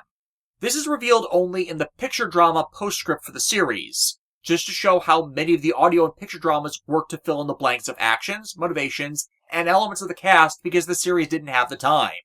And how so many fans don't know of them, despite even Funimation's Blu-ray of the series including them, is just baffling. But this reinforces my argument. The story reaches a point where the Ashford setting and the cast centered within it is entirely pointless, and yet it is kept in the foreground despite this due to the required inclusion of one later plot point that is deliberately made integral to everything past it. And if that plot point doesn't happen, then the series ends up structured in such a way that every event following it should subsequently be derailed and not happen, in the same way that previous logical to occur events didn't happen to keep them on that rail. If this were not true, then the main series should have addressed the restoration of their true selves and not left it off to be addressed in something that I'm pretty sure 90% of the people watching this video knew nothing about. For as much as this is an opinionated biopsy of the series, I'm not trying to assert fanon stuff as canon. No, that doesn't happen until the writers did so for the fucking movies for the series. Thus, while retention of it permits some exposure to the narrative of Suzaku's fellow members of Emperor Charles' special forces, the Knights of the Round, as their younger members end up enrolled in the school in R2 to help spy on Lelouch and catch him in the act as Zero after his memory is restored. And it's all just a waste of everyone's time, as outside of a single member of them who has tangential plot relevance tied to the supernatural mythos arc, none of them matter. Hell, the Knights of the Round are such a red herring with regards to their importance in the story. Not only do we not even see all the members of them, well, as I stated before, 2 of the named ones only do get a chance to have a character in the side content. And several others only exist so Callan can curb stomp them to death once she gets her final mech upgrade of the series, and her Gurren is remodeled as the Gurren Satan 8 Elements, which, as stated before, remains the single greatest mecha Code Geass ever introduced. Thus, the continuance of the Ashford subplot distracts from and subverts what should have been more major story threads that are actually essential for the progression of the story and ultimate endgame it is moving towards, but never is given the focus it should have had. More central to that being a growing discontent among the Black Knights with Lelouch's leadership as Zero. Not just from Lelouch going MIA at the end of R1 that led them to failing to reclaim Japan, but because Lelouch begins to forget the lines where his personal matters end and his duties as their commander begin, thanks to not only being in enemy hands. With that single act, Lelouch has become compromised in ways that strike to the very core of his being, and it becomes impossible for him to dissociate his own wants from what needs to pragmatically be done. That is why he left in the first place, after all, to prevent this exact internal conflict from happening. But due to Suzaku and Callan's own part in that, he has to live with that worst-case scenario. And speaking of, while Callan ends up performing overtures to make amends with Lelouch for why he got captured, the two really don't ever explain what happened to the Knights to cause their Black Rebellion to fail. And considering many of them were also captured, him telling them that would absolve much of the animosity that is supposed to be grown, as there wasn't a way for them to win at that point. But of course, allowing them to learn this, to own up to their failures, would defeat them eventually standing against him, even though it is logical and reasonable and something they can all empathize with for him to actually reveal this to them. Because, once again, the ending was written first, and nothing can be done to violate reaching it. Except, there reaches a point where it becomes absolutely ridiculous that all these things that are logical to happen, that are within the presented characters to happen, do not occur. Which is where many find the faults in R2 become too great to stand, as this begins to devolve into idiot plot territory. A story who only continues to occur in the way it does, and its plot is not subverted, because everyone inside it is treated like an idiot. For Lelouch's efforts to make Zero an indomitable symbol of justice make him unable to live up to the Knights' expectations, as they forget he's human and fallible just like them. Thus, while Callan does her best to help patch that over with promising to help him save Nunnally and reunite them, the distance he keeps everyone but Callan at makes them unable to understand him and his very relatable priorities, which results in them being manipulated in turn and cause the very situations Lelouch wanted to avoid by keeping them at a distance in the first place. And consequently, the means by which he tries to build a better world keep crumbling away, and not because of him doing anything wrong. It is possible to commit no mistakes and still lose. That is not a weakness. That is life. Because of the continuance of the Ashford plot's inclusion despite it having reached its natural endpoint before R2 even started, we barely have attention paid to these major central issues as there isn't time given to it beyond the snippets of the remaining campaign of the Rebellion we get in R2. Much of said campaign not being relevant to recap here for our purposes as the story remains laser targeted on Japan and not the larger socio-political economic state of the imperialism-dominated world. The same can be said towards the presentation of the Knights of the Round in the anime, as the characters of the ones we see likewise get slaved to the school masquerade and fail to be explored as real characters, or the tangible threat they are much of the time. It becomes irrelevant as the story just needs them to exist at this point as interim baddies, and setting them to do something justifies an effect that needs a cause, as opposed to exploring the more interesting ones among them as focused antagonists undermining their efforts. An example of that, of course, being the fan favorite of their number, Nanette Imagram, who only gets exploration of her in the side stories, despite her appearing several times in the main series, and some believe to have been rescued from death because of that popularity in the side contents. And all amidst Lelouch working in R2 to create a proper unified coalition of nations to oppose Britannia, which should be showing his commitment to the cause over any personal ambition. 助けに来てくれたのか。感謝する。すぐに体制を整何言ってんだてめえ。そもそもてめえ同盟破ってたよな。俺のことプッチしようとしてよ。散々死ぬ思いさせただろうがこら。人のことプッチしようってんならプッチされる覚悟しなきゃダメだぜ。逃げんなこら。我々は新たに世界を脅かす敵が到来した時に備え国境を越え利害を排除し国同士が一丸となって敵を打ち倒すため新たな組織を結成した。As the United Federation of Nations that is formed, and he is not the head of, should be the counter-argument of any claims or suspicions that he just wants power for himself. Taking things out of any one person's hands in the event the worst happens with a sustainable system where no single person holds too much influential sway or power. But even that too is turned against him out of distrust that doesn't make sense with all the safeguards he makes that should show to the people he leads that he is not and had no desire to conquer the world as a new tyrant to replace the old, nor that he sees this as nothing but a game with them all as pieces of play. That's largely just a metaphor for how his mind translates his strategic senses due to the shortcut of the chess game board and how it relates to how the Britannia family views real-world strategy. Despite chess in reality being a terrible shorthand for real-world war logistics. Seriously, look it up. It's tied all into the development of real-world strategy tabletop board games. It's actually really cool how military strategists who play games like Risk actually would be better in battle than those who only played chess.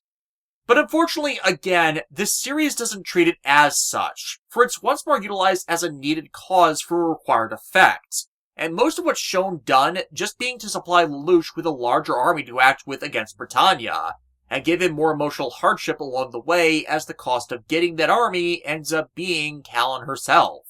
For as previously stated, she is captured amidst attempting to gain China as their allies and having to deal with that country's own tyrants. But ultimately, no one listens when it matters, and everything is pulled out from under him by the words of a snake of an elder brother that twists the truth so people refuse to think for themselves, leading to the climax of the series we get. One that could have been justified had more time been spent treating the Black Knights as actual characters in the story during R2, and not just plot device imbeciles driven to act one way against all reason, and not act to absolve the issues that arise. Like, there's a reason I've not bothered focusing on them. For while Lelouch might not have treated them as nameless pawns, the story sure eventually did. And ultimately, the detriment of character that infests R2 is heavily driven by the devolving dynamic between Lelouch and Suzaku, caused by what Lelouch accidentally did to Euphemia, driving Suzaku's issues through the roof. As in R1, Suzaku had fallen in love with her even as he tried to use her to push forward his own agenda, showcased by how he would deliberately ignore her orders and common sense if he felt he knew better, or obeyed some military official over her even past the point where he was only supposed to take orders from Euphemia. He showed how little he actually respected her by pulling that shit, as in truth his acts towards her show he only viewed her as a figurehead holding power, but unable to use it. Thus would abide by the demands of those who would use power over those she requested. But her death amidst the massacre broke him and drove him on a vengeance quest because what was supposed to be his was taken away from him. And at the end of R1, he did win, taking part in Nunley's kidnapping as bait to get Lelouch, and then dragging Lelouch to his father in the name of being given the power he believed he'd have under Euphemia. Suzaku sold his best friend out into slavery, just as he ultimately did his nation, to show he'd learned nothing from before while still justifying all the ways that this was the right thing to do. Because those he obeyed were always the ones with the most power. ジャマトに寄生された人間はジャマトに変わり果てる。複数のジャマトに寄生された重症者は二度と人間には戻れなくなる。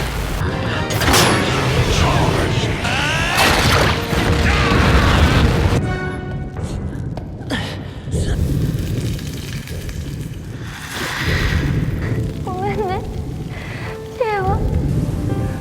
姉ちゃん！お前が姉ちゃんを。ああ、俺がやった。見てらんねえな。一番大切な家族を守れねえなんて。姉ちゃんがいなきゃ世界平和を願う意味なんて。他の人間はどうなってもいいってか。とんだ偽善者だな。家から出てけ！方法ならある。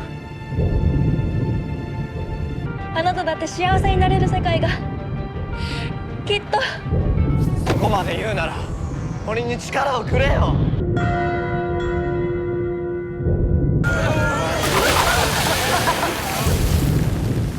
また誰かを犠牲にする気か。どうせ元の人間に戻れないなら姉ちゃんの命を奪ったことさえも正当化する気か。戦わなきゃ犠牲者が増え続けるだけだろ。犠牲者を出してるのはお前らだ。叶えさせたんだよ、女神の力でな。Black General! Putin Sword! 変わったな。どこに行った？何も変わってないよ。ゲラにたぶらかされてたんだ。やれ、それでこそ俺の星だ。もう勝負はついてる。この世界を作り変えるのは俺だ。創世の女神を完成させるんじゃなかったのか。完全体ではないが創世の力は宿っている。早く叶えろ、それがお前の使命だ。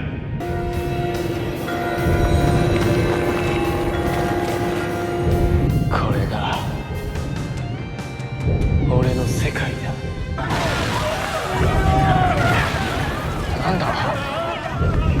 姉ちゃん元気？助けて！お父さんとお母さんが変な仮面のやつに襲われて。姉ちゃん！父さんも母さんも姉ちゃんもみんな犠牲に。確かに叶えたさ。お前が蘇らせた犠牲者の中には救いようのない悪党が大勢いた。お前が蘇らせたせいでお前の家族はみんな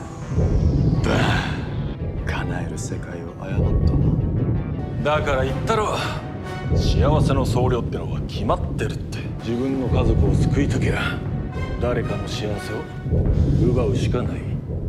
何かを願うからそんな目にあったんだ。救世主にでもなるつもりだった。救える余地があったってことか。あの木は人類の記憶を司る。そんな奴らの口車に乗せられてか。姉ちゃんをやらなければこんなことにはならなかったんだ。お前の姉ちゃんなら助かる方法があったんだ。余計なことしてこの世界をこじらせやがって。また誰かを不幸にする気か。お前にだけは言われたくない。自分だけが幸せになれればそれでいいのか。家族の幸せを願って何が悪い。 And that resulted in Lelouch being mind-screwed into first being a minion of his father's during the events of the side story Akito the Exiled, who proceeded to raze Europe to the ground, which opened them up to be subjugated by Schneizel, which Suzaku spent the entire OVA series as his handler, using him to murder and subjugate. As if that was an actual punishment to make him commit more atrocities against his will, as no, that is a fucking war crime! With Lelouch then thrown into a prison of his own mind after that, and sentenced to suffer a life of being nothing and no one again. Only for Callan to save him in penance for her prior abandonment, and them having to pick up the pieces together and start again. With Suzaku in turn becoming more and more obsessed with revenge on Lelouch, completely disregarding his own stated goal, and abandons all pretense of ever pretending to want to make things better, always ending up throughout the story to deliberately be the root cause for why everything gets worse and worse by his refusal to listen to anything but himself, by claiming what he wants is the only moral thing to do, despite not actually thinking about moral solutions to his conflicts himself. In doing so, throwing away any semblance of morality he pretends to have by evidence of his own deliberate actions, and intentionally committing worse atrocities on purpose than Lelouch caused on accident. Which actually only further shows, despite how R1 tried to present him and the franchise overall tries to bend over backwards for him, he was never the virtuous person he pretended to be. The one Euphemia fell for was always a deception created by Suzaku lying to himself. For in the end, with every version of the story, R1, R2, Akito, the spin-off media where he appears, and especially the movie continuity, it's as I said before, Suzaku Kurugi almost always ends up presented as a cowardly, hypocritical, self-aggrandizing monster who betrayed his people, his friends, the memory of the woman he loved, any semblance of the morality he champions, just to avoid admitting his mistakes, and not declaring who he serves as long as it puts him in positions where he can decide who is right, even when they too are in the actual wrong and they are causing the world to suffer, while blaming everyone else for his own screw-ups. Insanity, after all, is doing the same things over and over and expecting a different result. Yet the staff at Sunrise consistently seem to ignore this reality of the character and why he became so openly despised. 今まで貴様が積み重ねてきた邪智暴虐、シュゴッダムのために謝れ。僕も民もみんなが小さな国の王様になる。あなたのことは許せない。王様が国民全員を守る。僕の記憶の中にいるあなたは国民はみんなで手の届く大切な人たちを守る。あなたなら今からだってできるはずだ。甘い。道具は国に使え、物を言わず考えない。こき使われ、壊れるまで働く。それこそ道具のラトレス極悪人だ。If you're just coming into the series, you really are unlikely to find any majority of the fandom that considers him a good character these days. Hell, there's been some popularity polls where he lost to Nina, who, on top of having an infamous scene involving a table, openly gave weapons of mass destruction to a sociopath. And Nina did so because she too had affections for Euphemia like Suzaku did, despite both of their actions being in deliberate conflict with the virtues she claimed to champion, as they get stuck on the fact of how she died and how her name was sullied, as opposed to what she actually wanted the world to be like, which only Lelouch seemed to make efforts to bring about to repent for his own sin towards her and her memory. While Nina later comes to realize what she did was wrong and acts to make amends by creating a device that can stop WMDs, well, Suzaku does not have these same defenses. Hell, Cornelia, who was known for massacring civilians who harbor terrorists due to her experiences with guerrilla tactics in other battlefields, comes off as a better person by targeting her ire over the deaths of her cherished family members onto those actually responsible for it. You know you've permanently ruined a character, as she never lashes out at anyone but whom was involved in why her loved ones died. And even she comes to regret her persecution of Lelouch when she realizes the truth, and learns that Schneisel planned to turn Nunnally into the Massacre Empress after Lelouch succeeds in killing Emperor Charles, by using the WMDs Nina created on every nation in the world, beginning with Schneisel tricking Nunnally into using one of them on Britannia's capital itself, instantaneously erasing the rest of their family from existence, and it all being publicly done in Nunnally's name, so someone else takes the blame for Schneisel's actions and manipulations. Just as the massacre Euphemia caused was the work of others, where Lelouch was left alone holding the bag and weighed down by the guilt. Trying to exonerate Nunnally and protect her from the consequences of her own actions being one of the largest character-based excuses for why Lelouch ultimately chooses to damn himself. Speaking of, you want to know Cornelia's own response to this revelation of Schneisel tricking Nunnally into bombing the planet? ではペンドラゴンの住民は消えてもらったよ。その方が幸せじゃないのかな。ルルーシュに忠誠を誓う人生よりは。しかしナナリーにはナナリーがルルーシュに立ち向かうと決意してもらうためには余計な情報は入れない方がいいだろう。システムと力で平和を実現すべきでは。人それぞれの欲望は否定できないと。だったら心や主義主張はいらない。恐怖で人を従えようというのですか。平和というのは幻想だよ。戦うことが人の歴史。幻想を現実にするためにはしつけが必要では。そのようなことは神でなければ許されない。だったら神になろう。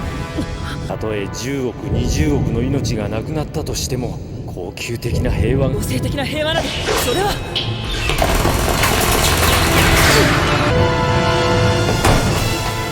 悲しいね、コーネリア。 Which again shows that while Cornelia might have spent the entire series fighting for the long side and facilitating her nation's conquest and oppression, you would be hard-pressed to find an individual in the fandom who actively despises her, despite her being a central antagonist for much of R1. Because unlike the truly reviled characters in the series in this last act, she did ultimately seek to repent. As unlike Lelouch, she didn't have a wake-up call to how bad her nation, family, indoctrinated beliefs, and her own actions were until it was too late. Any overtures to that Lelouch attempted to make kept being blocked, a lot of them by Cece herself. Though Cornelia still hates Lelouch for the acts he committed, still hates the power of Geass for the atrocity it caused, but by the end, she just as much hates herself for being deceived as long as she was, and not performing the actions that would have prevented things from going down that road, which left the siblings she loved stained with blood and marred forever as monsters. The truly guilty among them responsible for the entire orchestrated event let off scot-free from being held publicly responsible for their crimes.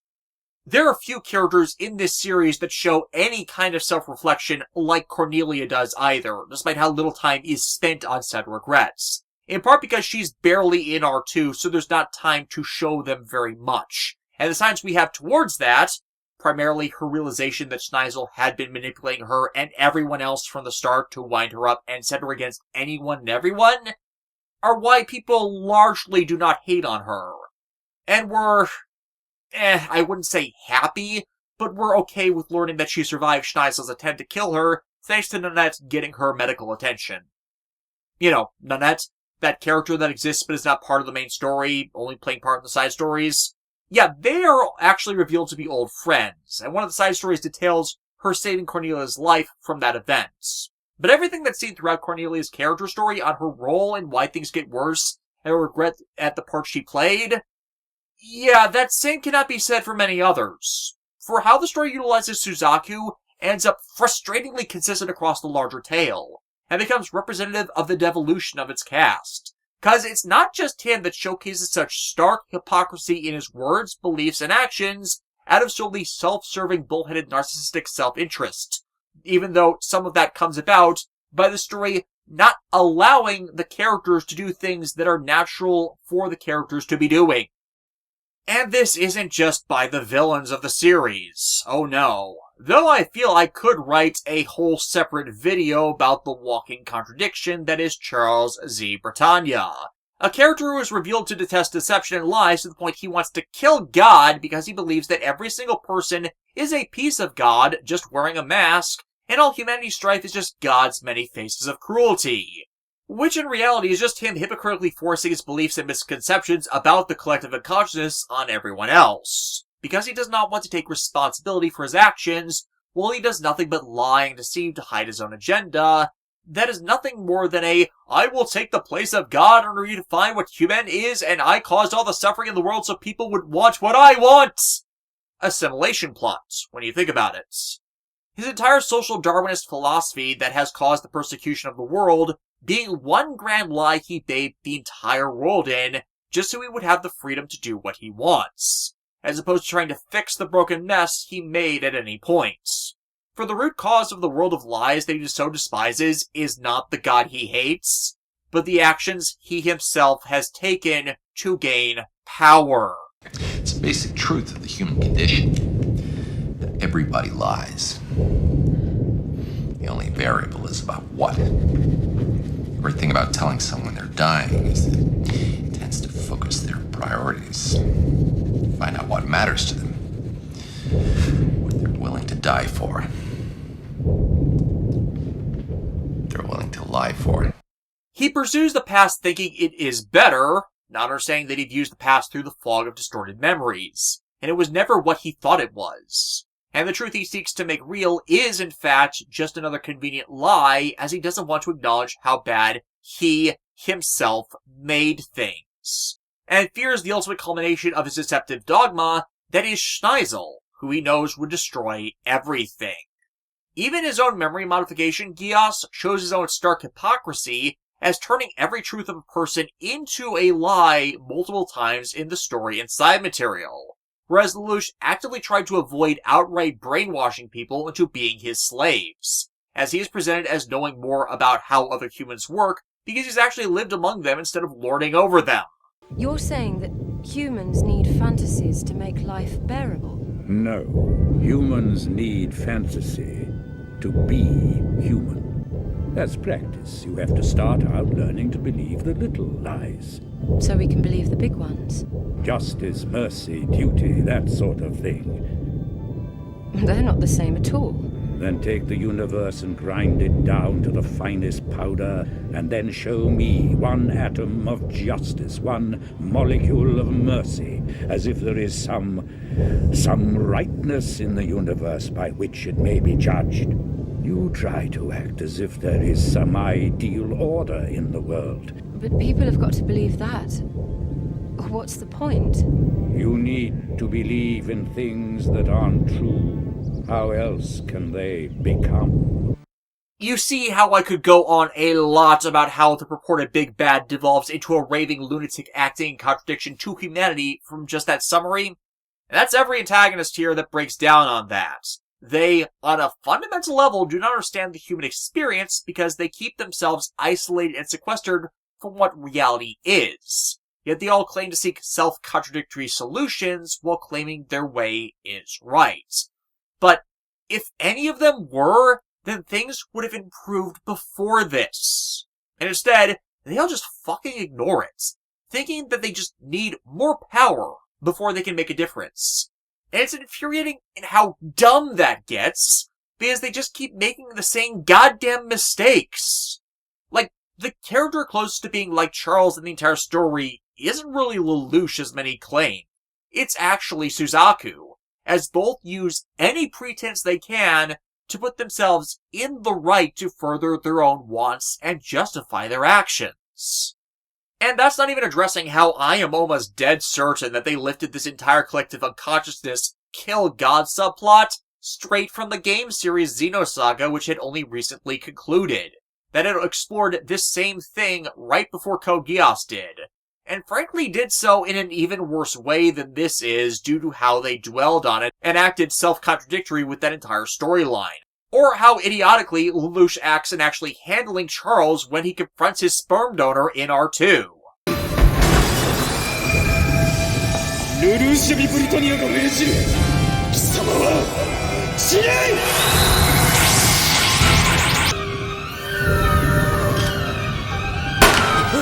姑息だなルルーシュ王道で来るがいい王の力を継ぎたいのであれば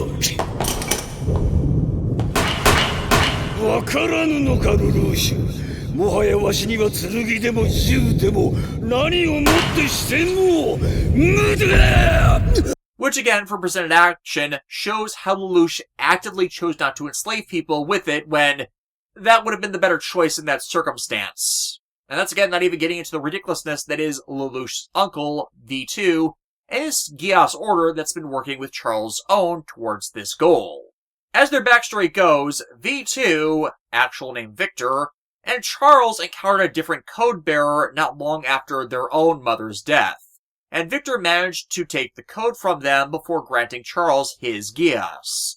From there, they plotted to take the throne from their father and wealth of family members and set off an event known as the Emblem of Blood, where they manipulated their own family members to kill each other over the throne, until Charles and his followers were able to claim it when everyone else was dead. どっかで殺しそびれたがこの男神の怒りの犯人目についたら殺してきたいちいち覚えてられるか命をもてあそぶ者に慈悲など与えない死罪だ By the way, the Emblem of Blood, yeah, that's how you end up getting 100 emperors and empresses of a country that has only lasted for 200 years. Them all killing each other during that burned through dozens of different rulers in the span of a few years. But from that experience, you would think either of them would have some level of empathy for others in this. But no, it seems like the sheer sociopathy and only caring about oneself is a recurring trait in the family. For thanks to the early exposure to the code in Geass, Charles and Victor started trying to learn everything about what it could do, with CC, who by that point was an ally of Marianne's, starting to help them on this project, thus leading to their big, grand plan, the Ragnarok Connection. And the Ragnarok Connection is what Charles and Victor need the thought elevators for. They truly think that by killing God, they can change the world how they wish, when Charles is already the most powerful man on the goddamn planet. If he actually wanted to reform the world as he claims in the finale to want to, then he could just have done that without any of this. Like Suzaku, all they did was make things worse by his refusal to consider anyone but themselves. And this factors into the murder of Lelouch's mother as well, for Marianne played part in bringing Charles to the throne and was chosen to be one of Charles's wives. But that's when Victor went straight brother complex into eventually being driven to killing her and other consorts to cover up his murder of Marianne, and that's setting off the events of the show as Charles protected him and refused to hold him accountable for his actions. See where I'm going with this? But what makes that idiotic is a secondary effect of this third impact plot they're doing is killing the metatextual god will purportedly cause every dead person to flood back into the living world and amalgamate with the living. Allegedly so everyone would be able to regain those they lost by existing in an eternal past and present. And if that sounds awful, it's because hell truly is other people. But that's pretty much my point. Victor killing Marianne does nothing but undermine their own goals by everyone they need to keep happy on their side being negatively affected by this event. And by the very fact that both he and Charles have access to the collective unconsciousness to learn of what the other does, and their goal is to bring back everyone dead, then what sense does killing her to get Charles away from her make if Charles will just get her back when their plan succeeds? There is no logic to it. and consequently, by Lelouch becoming motivated to become their enemy, that's why their entire scheme fails. Victor might have hated Marianne, but he wasn't going to be able to ever get rid of her, and killing her only doomed their scheme to fail because he kept trying to kill her kids. Oh, and for those who may wonder, yes, this is also why setting up Euphemia's brainwashed massacre and her subsequent death did not matter to Charles, as when the Reinhardt connection succeeds, she'll just be brought back anyways. He doesn't give a damn about people living or dying as long as he and Victor get what they want. The only purpose in keeping them alive is just to use them to further that goal, and distract others from him gathering what he needs to achieve it. But at least someone who is stuck with the emotional immaturity of a child and has a yandere brother complex makes more sense to pull something so self-sabotaging and destructive due to his own failure to develop impulse control. I can accept that as the impetus that eventually results in Lelouch becoming the enemy that destroys their plans. As that is karmic irony which makes sense in a story. It's just their goals in the context of why they do these things that makes less sense. As they didn't need to go out of their way to kill God to make the world a better place. They had that power, and it was their ambition, their corruption of a system to serve them, and not act in service to the people, and using self-absorbed sycophants and then manipulated to do their dirty work that made the world they lived in into such a hell, that a demon was even bored to try and set it right. たった一人の犠牲で人類が救われるのだ。生きている限り人には明るい未来がある。あなたの生きた時代はそうだったのか。何？生きることは地獄だ。理不尽は容赦なく襲いかかってくる。痛みと悲しみを背負わされる。未来、幸せ、それを当たり前に手にできるのはあなたのような強い人だけだ。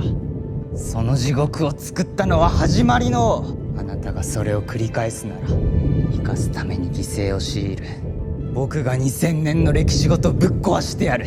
地獄みたいな世界で小さくても幸せを見出す。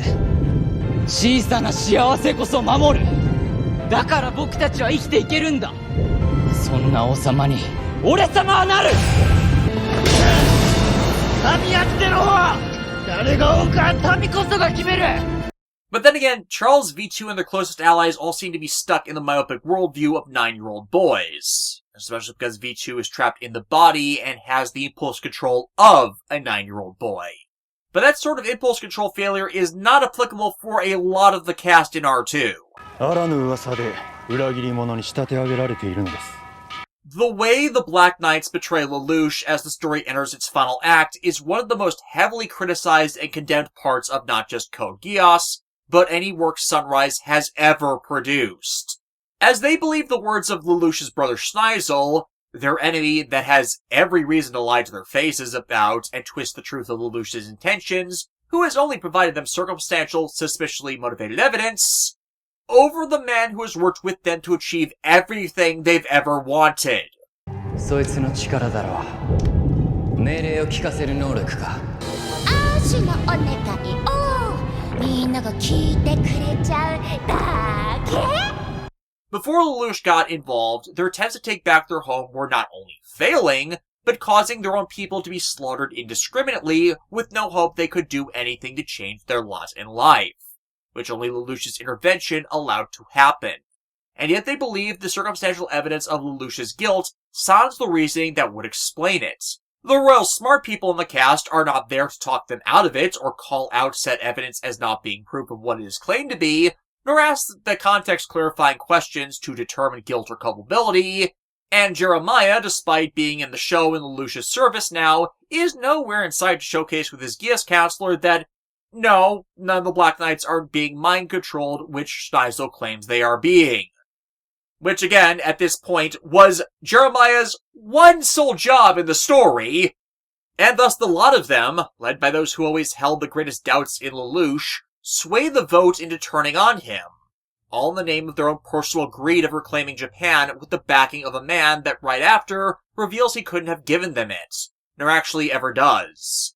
As Schneisel had not the power to offer it in bargain in the first place as he wasn't currently the Emperor, nor by the later evidence of his actions would he have ever given it to them even if he claimed the throne. Hell, they couldn't have even accepted Schneisel's deal legally anyways. That power to do so was taken out of the Black Knights' hands the second the United Federations of Nations was formed, with the UFN giving them their operational mandates by that point, meaning it is not up to them to decide whether to unilaterally condemn, arrest, and execute Lelouch for his actions as Zero. They do not have that power to remove him. The only way to do so is to actively mutiny against him and literally betray everything they have fought for out of their own selfish greed. And with them actively lying to the UFN afterwards to cover their own guilt and get the UFN representatives in Schneisel's pockets, well, they may condemn Lelouch as a demon, but they act as the villains of the final arc by giving Schneisel everything he needs to conquer them all and destroy everything, had Lelouch not been there to stop them. None of that, from what discussion I found, was fostered by executive meddling, by the way. It appears to be Okuchi or Taniguchi's screw-ups by not realizing what they were depicting and seeking their ending that required the Knights abandon Lelouch first. But from analysis of where everything in R2 goes from lacking to the audience feeling outright contempt for the series, this is the breaking point for most people. As I said earlier, the circumstances by which it would be believable for this betrayal plot to happen were never given the attention needed to justify it, since so many events could have occurred to subvert it entirely. Thus, this act by them and the ones that follow didn't and still do not sit right, and harmed reading of a lot of them when the show was rewatched, nor allow the audience to believe that they can work to fix the world after. And again, it's not like they couldn't have justified it. As I said, the Black Knights members have had understandable doubts towards Zero in the past, that over the course of the series had been remedied, to an extent. For right after Lelouch and Callan rescue the Knights from prison, they are rightfully angry at Lelouch for his prior abandonments, and even at this point question whether he is fit to continue to lead them. And yet, all Lelouch offers to appease them is empty platitudes. This, conceptually, is another example of event preceding cause in R2, as this scene is supposed to engender the idea that they permanently lost their trust in him that would eventually lead to their ultimate betrayal. But once again, the idiot plot that R2 acts as rears its head, as the easiest way to absolve this entire issue is for Lelouch to tell them the truth to bridge that gap. Not everything, mind you, just that Britannia managed to capture him in the midst of the battle, and that's why he disappeared. Hell, they could also go one step further and reveal that Emperor Charles had brainwashed him, as that is also true, and by doing so infer that the entire massacre Euphemia committed might have been because she was brainwashed like he was by them, which technically is also true since they hijacked his Geass to actually do it to her. And that shifts the blame to the people that are their true enemies, who will stop at nothing to maintain control over everyone and thing. 本当に何にも覚えてなくて。お前を操ったやつが同じように民を操ったと見て間違いない。きっとみんなじゃねえっす。自分たちの国を本気で守ろうとしてるやつもいるっす。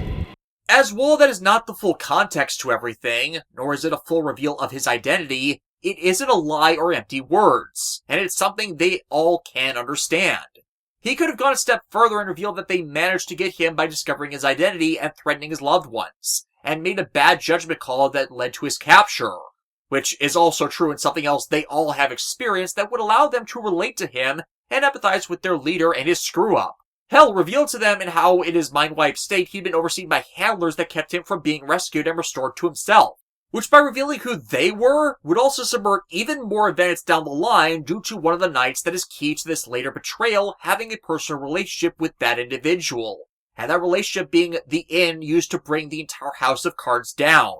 And moreover, this should have been when Callan admitted to her own failure last season in abandoning him to them all, which is the true reason why Lelouch was not able to return to them and finish the fight, making it her fault why they lost and not just his, which would work as part of her arc in seeking absolution and to repent for that act by acting to take some of the blame off of him.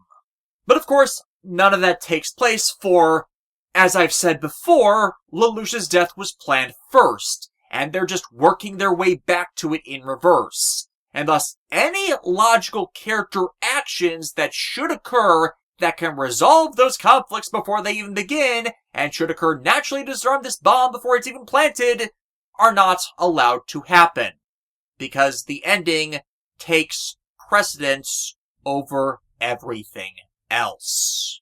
And that is why the betrayal of the Black Knights and Lelouch's death that inevitably comes as a result of it does not work from a story and character perspective, and why people get so angry at it as there's legitimately no way it should have happened. For after this betrayal happens, Lelouch's character is defamed to the UFN, so the organization he created top to bottom becomes a hostile power to his own efforts at bringing peace. And the Knights and the large UFN they now serve, in nearly all continuities, act as lapdogs to Schneisel as he dangles Japan's reclamation in front of them, regardless of the consequences. Consequences that include Schneisel literally nuking the world back into the Stone Age, which they are very aware he can do, and him intending to slaughter them all atop that. And never questioning what they did, nor realizing that had they not betrayed Lelouch, they would have succeeded in their goals by that point, instead of them supporting a genocidal madman who only seemed like a lesser evil than Lelouch because of Schneisel's own deception.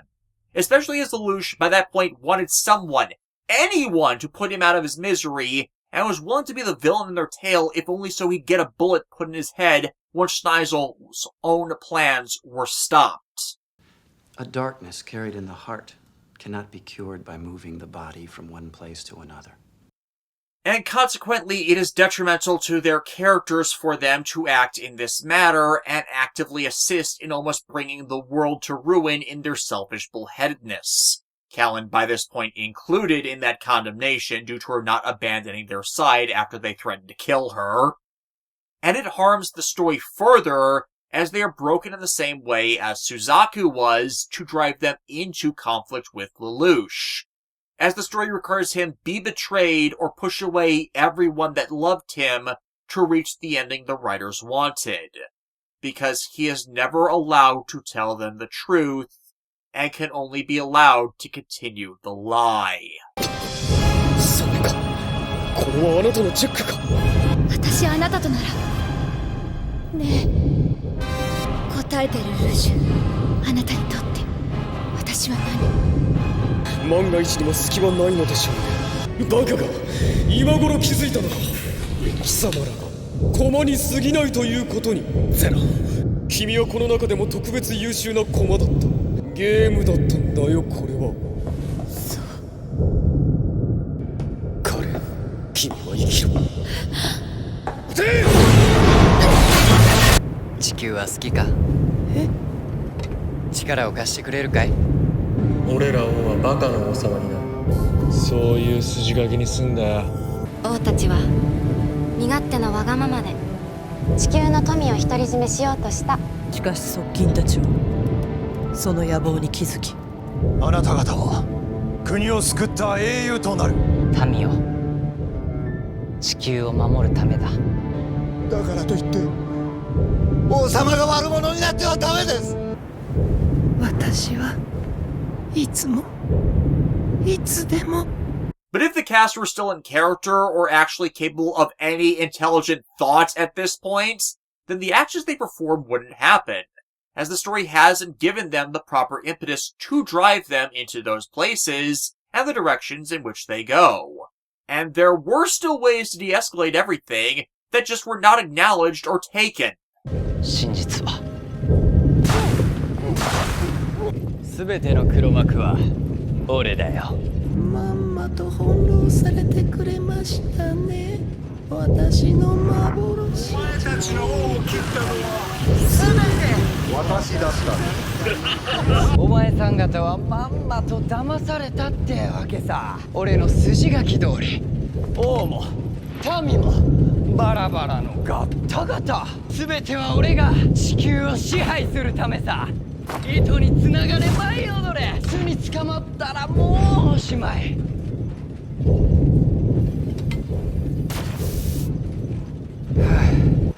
But no, they're all put in that position because the story needs them there to set off the next step on the road to the pre-scripted conclusion, no matter the cost of following it, despite how R2's depiction has not been allowed to justify that shift to the audience. You see how huge a millstone was hung around the cast's neck due to the creative staff working back from Lelouch's death to create the tale of R2? It basically becomes the same problem that destroyed the film Star Trek V. If you've not seen the behind the scenes on one of the worst Star Trek films ever made, the original story was centered around William Shatner's character, James Kirk, being betrayed by his longtime friends and colleagues due to the influence of a mystic that banishes from their minds the pains of their lives as a means of cheap indoctrination, all to ultimately leave him alone in a fight against an entity pretending to be a god. And it doesn't work because after everything the crew of the ship had gone through, after they'd risked their lives and trusted their comrades time and again to succeed in the trials they experienced, to break from that by so cheap an impetus and no other? It only works if you understand nothing of how people bond after living through life or death crises and placing faith in their continued existence in others' hands. And cast members Leonard Nimoy and DeForest Kelley flat out refused to be part of that self-aggrandizing ego trip because the premise itself was that faulty. They were being forced to go against their characters and defame them, just to surface a story direction that would lead to Kirk fighting God. False god. Dead false god. Similarly, Code Geass with the Black Knights Betrayal falters for the same reason. The seeds for their discontent to buy into stabbing Lelouch in the back were not properly addressed to make it believable that they'd betray him once just his identity, ability, and a deceptively slanted interpretation of the prior massacre was revealed. Not without the story deliberately refused to disarm the issue well in advance of it happening, which they were more than capable of doing. And with members among them having been slandered as mass-murdering terrorists before themselves by these same individuals. Which makes it come off as just solely his identity, and just him existing is the true crime of it all, which is just disgusting. And even then, they had knowledge that Lelouch had suffered and struggled just as they had, and in much of that time alongside them, with at best circumstantial evidence to guilt of a crime that is still minuscule to the atrocities and the suffering committed by those they are bargaining with, even before Schneisel's attempted genocide plot kicks in. As literally hours before they betray Lelouch, Schneisel was responsible for the murder of millions right in front of their eyes when he gave a weapon of mass destruction to Suzaku and put him in a position where Suzaku would have no choice but be forced to use it. For at this point in the series, Suzaku had become afflicted with a Geass command called Live, which forced him to actually have a fight or flight response to his actions. For when Lelouch cast it on him, he deeply misunderstood who Suzaku was as a person and his priorities. But due to how the command works on Suzaku's mind, he is able to interpret how it reacts, with it either forcing him to flee from battle and avoid confrontation and injuries, surrender to a superior foe, or it can overclock his physical capabilities to fight back with any means available to ensure his survival. But because of Suzaku's refusal to ever flee or surrender in order to obey the Live command in that way due to his own egoism, and Schneisel being well aware of Suzaku's affliction, Schneisel giving him the weapon is the exact same circumstances as my gun analogy with CC earlier. You know from the outset someone is going to be harmed by it, so any responsible person would not do so, unless they intended from the start for those given the means to in fact do that harm, or providing plausible deniability towards their own guilt. For due to Suzaku's own past betrayals, why would anyone believe him when he declares that he's carrying a weapon of mass destruction and will use it if he has no choice?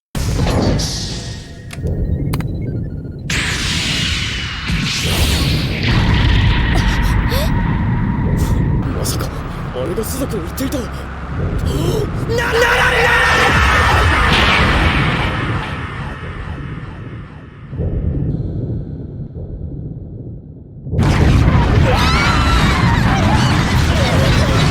あの光の中にそんなことを聞いているんじゃないんだ。ナナリと話したいだけなんだよ。でもナナリは死んだんだ。死んだんだよ兄さん。嘘をつくな。ナナリと話をさせてくれ。Oh, and this whole series of circumstances happening? That is another thing that should have been prevented by Jerimiah because of his Geass Chancellor. He should have and did have access to Suzaku to break the Geass command on him before Jerimiah defected to Lelouch's side. He even has a few opportunities before these events to actually come along with Lelouch to actually do that as well. And those that know about Geass on Britannia's side would not entrust Suzaku to his role unless they knew they could use him without there being a possibility of this command screwing them over by Liv being used against them, as it already had been earlier. And this could have just as easily backfired on them in the heat of battle, considering some of the psychopaths in Britannia's ranks. And is likewise excluded from this battle specifically, so he can't use the Chancellor to remove it. For the command Suzaku is inflicted with is retained despite this, specifically to give the appearance and excuse that he had no choice but to fire the weapon in this event, as once more part of Bandai and Sunrise's refusal to let the staff depict him as a bad person, when he did, as he could have just run or surrendered if his own ego wasn't stopping him. Again, the man considers no other options but the direct one, and that occurs regardless of the command. The command is just another excuse the production keeps using to not hold him accountable for anything, even when this could easily be blamed on Schneisel for giving an unstable man a WMD to fire at will to give himself plausible deniability, when the results of doing that was what he wanted. But to make it so Schneisel would properly be responsible for this event, you have to start by holding Suzaku to account for everything else to present how he would be mentally unfit to be handled it in the first place. And he can do that, again, by removing Code and Geass as an equation in the storytelling. This is another major event where one doesn't need the Mystic Eye powers to provoke an event. The story just needed to acknowledge that Suzaku has the personality disorders they present him as having, and him reaching a breaking point like he did his father and going, "Why won't you do as I say?"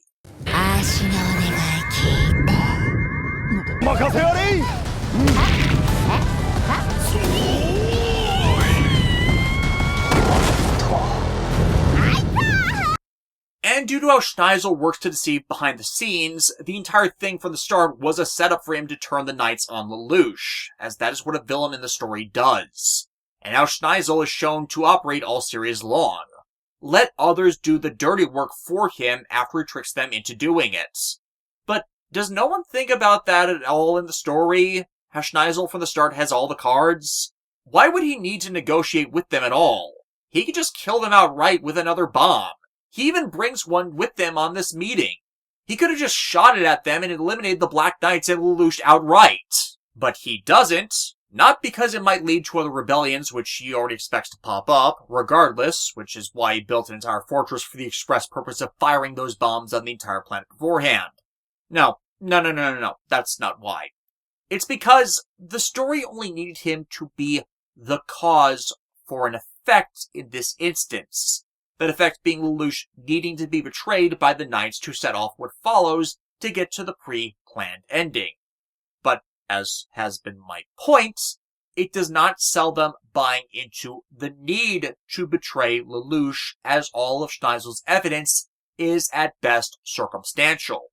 Schneisel's bomb has as much harmed his own side, so his own people would not be supporting him, and it's established Lelouch is the only one in the series that can think and plan on his sociopath of a brother's level.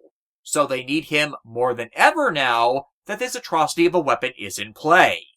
Yes, this would make them call into question many things about how their war has gone with this revelation. Yes, it would make them concerned their minds had been messed with to be loyal to Lelouch, which by simple reasoning would show itself false, by them even able to think that thought and act to betray him, regardless of Jerimiah being around.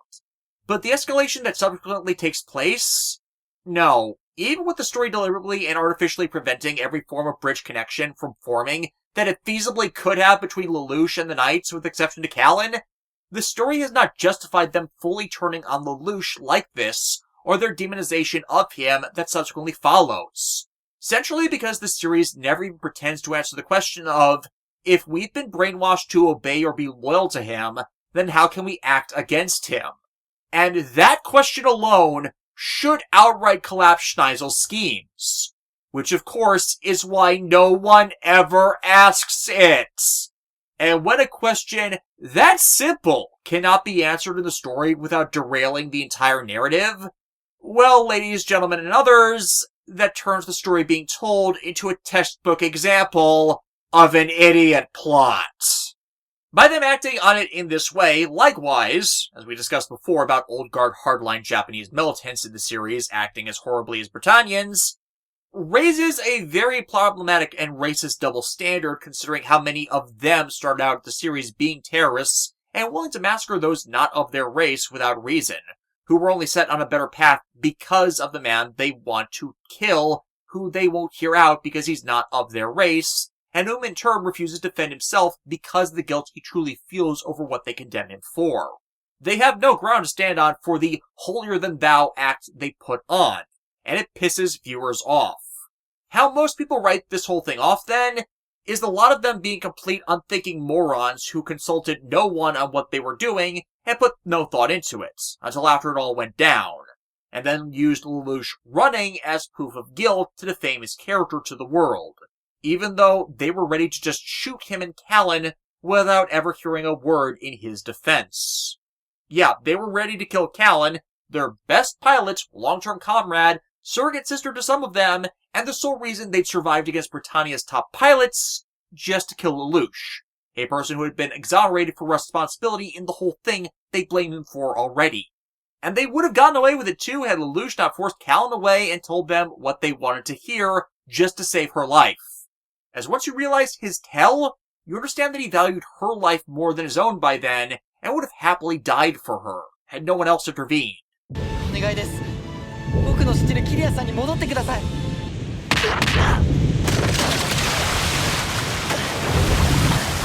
なんか勘違いしてるみたいだけど。彼が私に従っているのは彼自身の意志。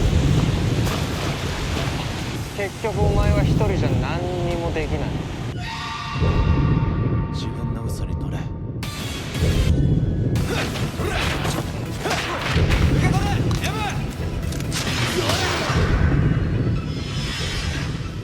レーザーはわざと悪役を演じてたんだよ。小賢しい真似を。あれ？乗せられちゃった。However, the only way to reconcile this conflict internally to the series with the Black Knights is to believe those characters were not the people they were shown to be in R1, which again harms R1 on the show's rewatch, and them grasping for freedom has corrupted them once they got a taste of the power Lelouch had built for them, not because they actually had any faith in him as Zero. What's more, making Callan the only one that truly believed in him and his cause, because she loved him. Which all plays against human nature unless there truly is some deeper festering malice beneath the surface of those involved. That again, retroactively damages the merit of those characters, and would not have happened had R2 actually focused on them and their growing discontent with Lelouch as a leader as a means of leveraging things so Schneisel manipulating them would be more believable, as opposed to that time instead being spent on the pointless schoolyard plots at Ashford, as they have no true goal of their own beyond an abstract to act as a guide for them left in the story. So is there a way to have done the Black Knights Betrayal plot without completely screwing over the characterization of the Black Knights? Yes. Have Schneisel give them an ultimatum. They give him Lelouch, where he fires another of his fancy new warheads on Tokyo. Schneisel would of course be bluffing, but one would never be able to tell without the context of who he is in maintaining his masquerade as the white prince that can do no wrong. After all, the entire reason he gave one to Suzaku in the first place was because Suzaku was going to be forced into a situation where he'd have to use it. That's Schneisel's entire thing, where he makes other people responsible for the malicious actions he sets in motion in order to keep the image of his hands being clean. But the Knights don't know that without Lelouch around to tip them off to that. They would think the threat is real. They would then have as their highest priority their concerns for their people. And when faced with evidence that Lelouch isn't who they thought he was, that would have been a justifying angle to attack to have them put their reservations to the side, as it's either their tarnished, broken leader or the very people they've been fighting for from the start. It becomes less about betrayal, less about trusting a man's words and evidence when you have no reason to think he didn't just forge his evidence, less about trading Lelouch in a bargain for Japan that Schneisel has no intent nor capacity to keep, and more about who they can save in a situation where it seems like they've already lost the leader they trusted in, even if they are aware they could be making the wrong choice. Lelouch would understand this. He would still, from this path, be allowed to perform his following gambits, but it makes clear that the Knights were forced into a no-win scenario. Thus, it doesn't hinge their betrayal on things the audience knows are not as egregious as claimed. Lelouch was framed for, or a better reasoning for them that made them necessary. Approach such this way, while it seems minor, fixes this story point entirely. And while there'd still be those who would disagree with that angle of attack, it would properly frame Schneisel as the end boss villain that he is, with the Black Knights only following Schneisel as they don't know after that who to side with. But the danger of those warheads is just too great to oppose, so they fool themselves into working with the very sociopath they should have turned against.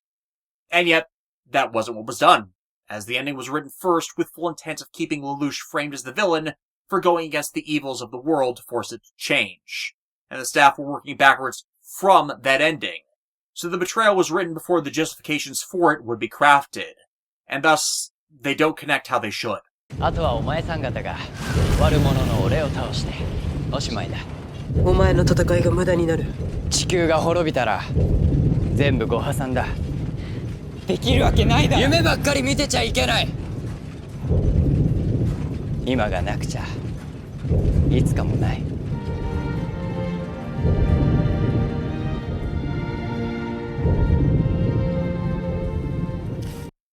Whereas what I just proposed requires front-to-back narrative construction, where you get to a story point that will connect with where you want to go, and have to consider where the characters are as people and what their motivation would be to consider what the circumstances could be to get them to go against Lelouch. As again, there are previous story points the series does not properly close or follow up on to validate the Knights and Lelouch splitting.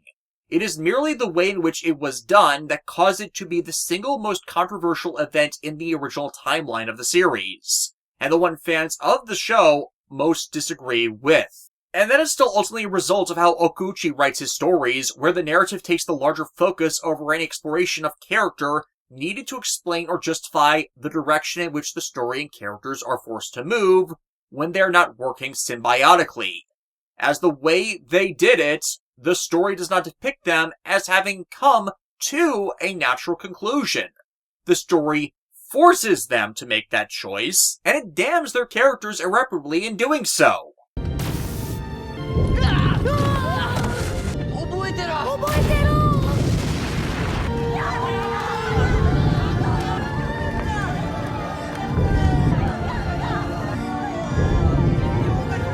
Literally, the only way one could make what the canonical timeline did worse is what the movie timeline did, where the events are changed so Black Knights leader Kaname Ogi leads the Knights into actively collaborating with Schneisel when they are not under duress to take Lelouch in, and letting Schneisel's men do it themselves. As the reason that way is worse is that you're not being fooled like a bunch of idiots. You're not being threatened to give in, so you're forced to play a numbers game of who should be valued more.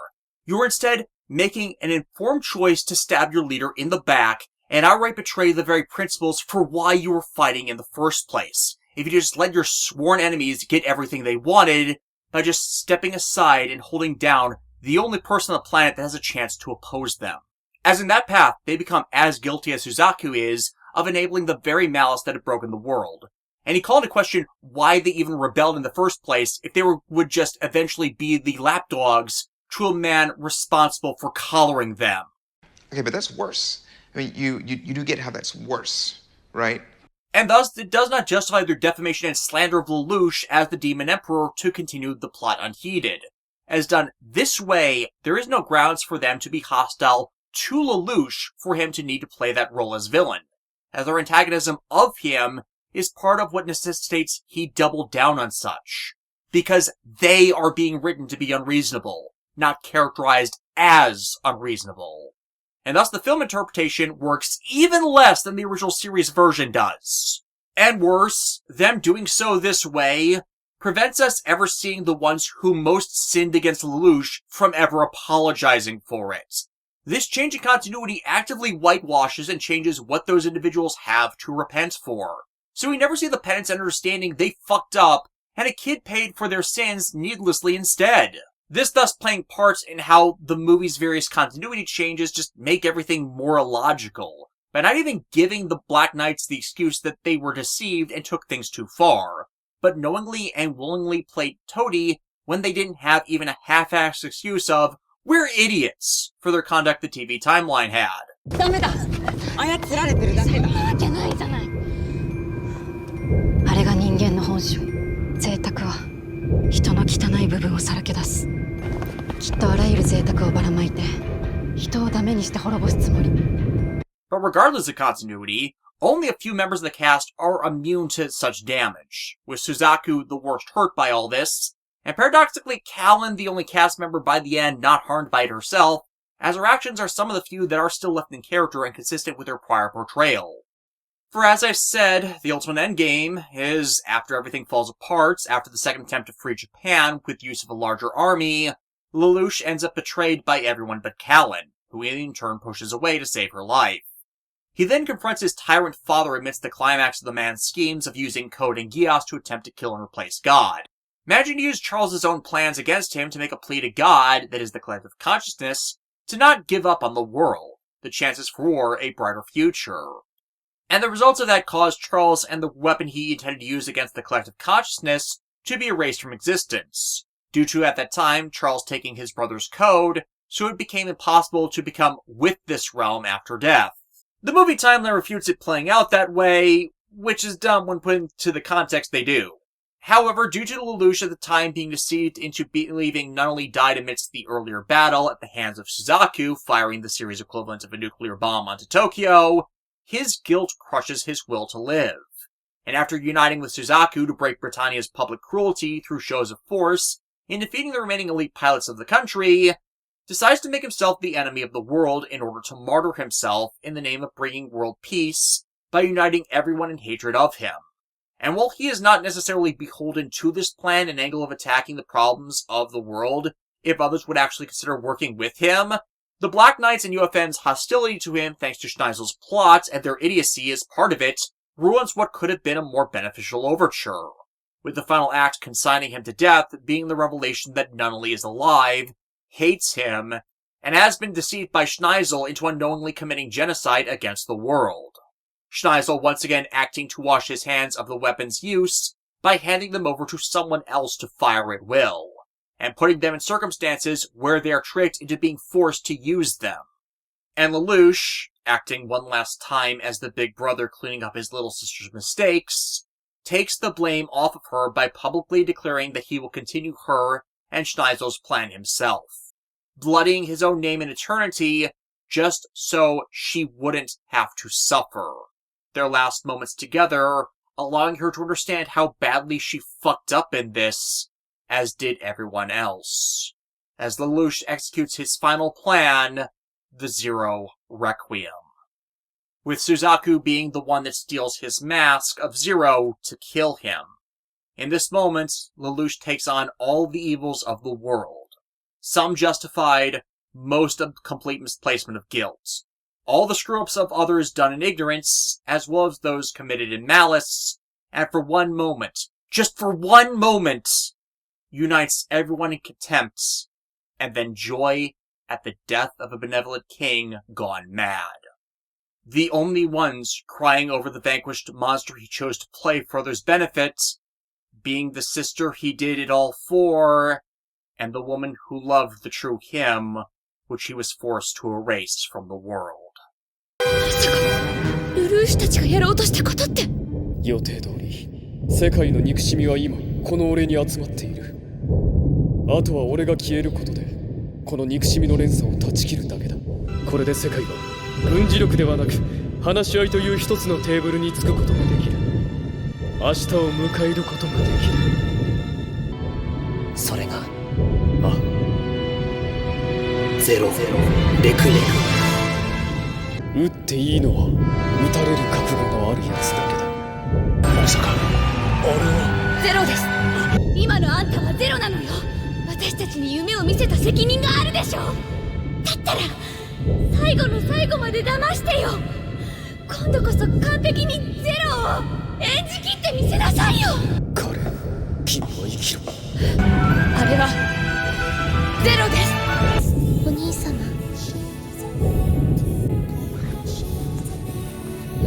そんな。お兄様は今までお兄様愛しています。世界を壊し、世界を作る。It is a genuinely powerful masterstroke and moment, and it is the one Okuchi had been trying to lead the story to all series long. Lelouch's death acting to absolve everyone's sins. He didn't care the form it took, just as long as that event eventually happened at the end. たくそな芝居見せられちゃってこんな絵。あれに騙される人間バカすぎない？人とバグナラクは仲直りできたと語り継いでほしい。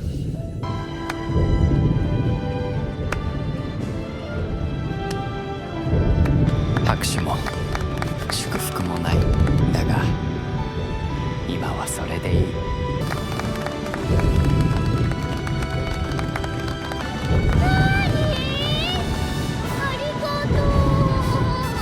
お前にじゃない。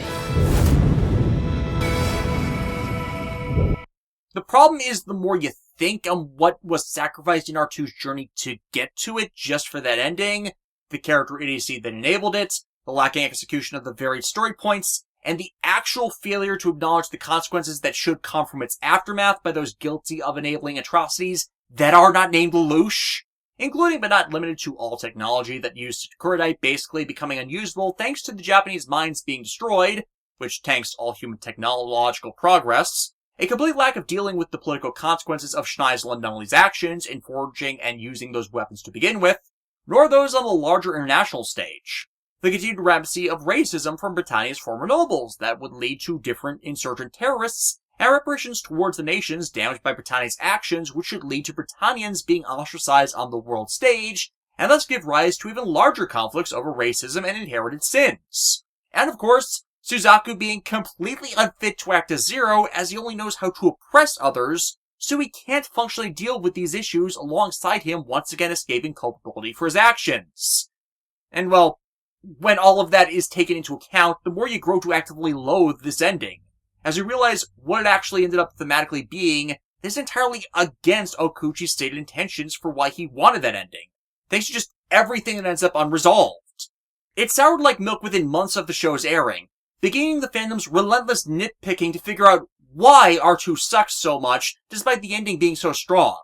It's just, not a lot of people picked up that the ending itself is the problem, and inevitably caused the circumstances around which they had to write everything else.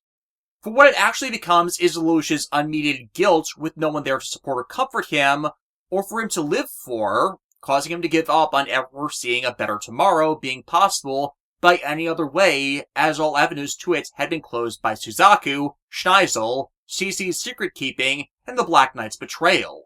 So he has no other option left but to push away everyone by turning every truth of himself into a lie, so even those he loved would hate him just as much as he hated himself, and committing suicide by cop to then allow it to be that penance for his screw-ups, instead of actively working to make up for them and ensure they do what they should to make things better, which could have been possible before that point.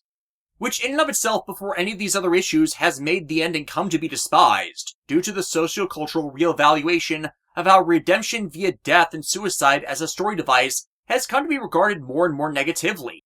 As such, does not serve as an appropriate out due to how such has been misused, misrepresented, and reprehensibly glorified. Especially in Japan, where there are entire suicide forests where people go to kill themselves because they feel there is no way out of a hopeless world, even when their pain have means by which to resolve them. まさか。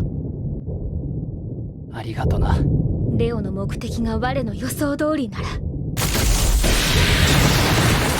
勝負だ。お前らならやれるよ。仲間も帰る場所も死に場所すらもなくして、それでもたった一人で人類を守り続けてきた。一人でできることなどたかが知れている。だからこそ自分以外の誰かを信じる。それが勇者に求められる一番の素質なんだろう。死ぬ直前まで凝り固まった使命に振り回された愚か者めが。その点俺はダメだったな。勇者としては最悪だ。こいつは人を守るために戦い、こんなにも傷ついた。ならば誰がこの勇者を守るのだ。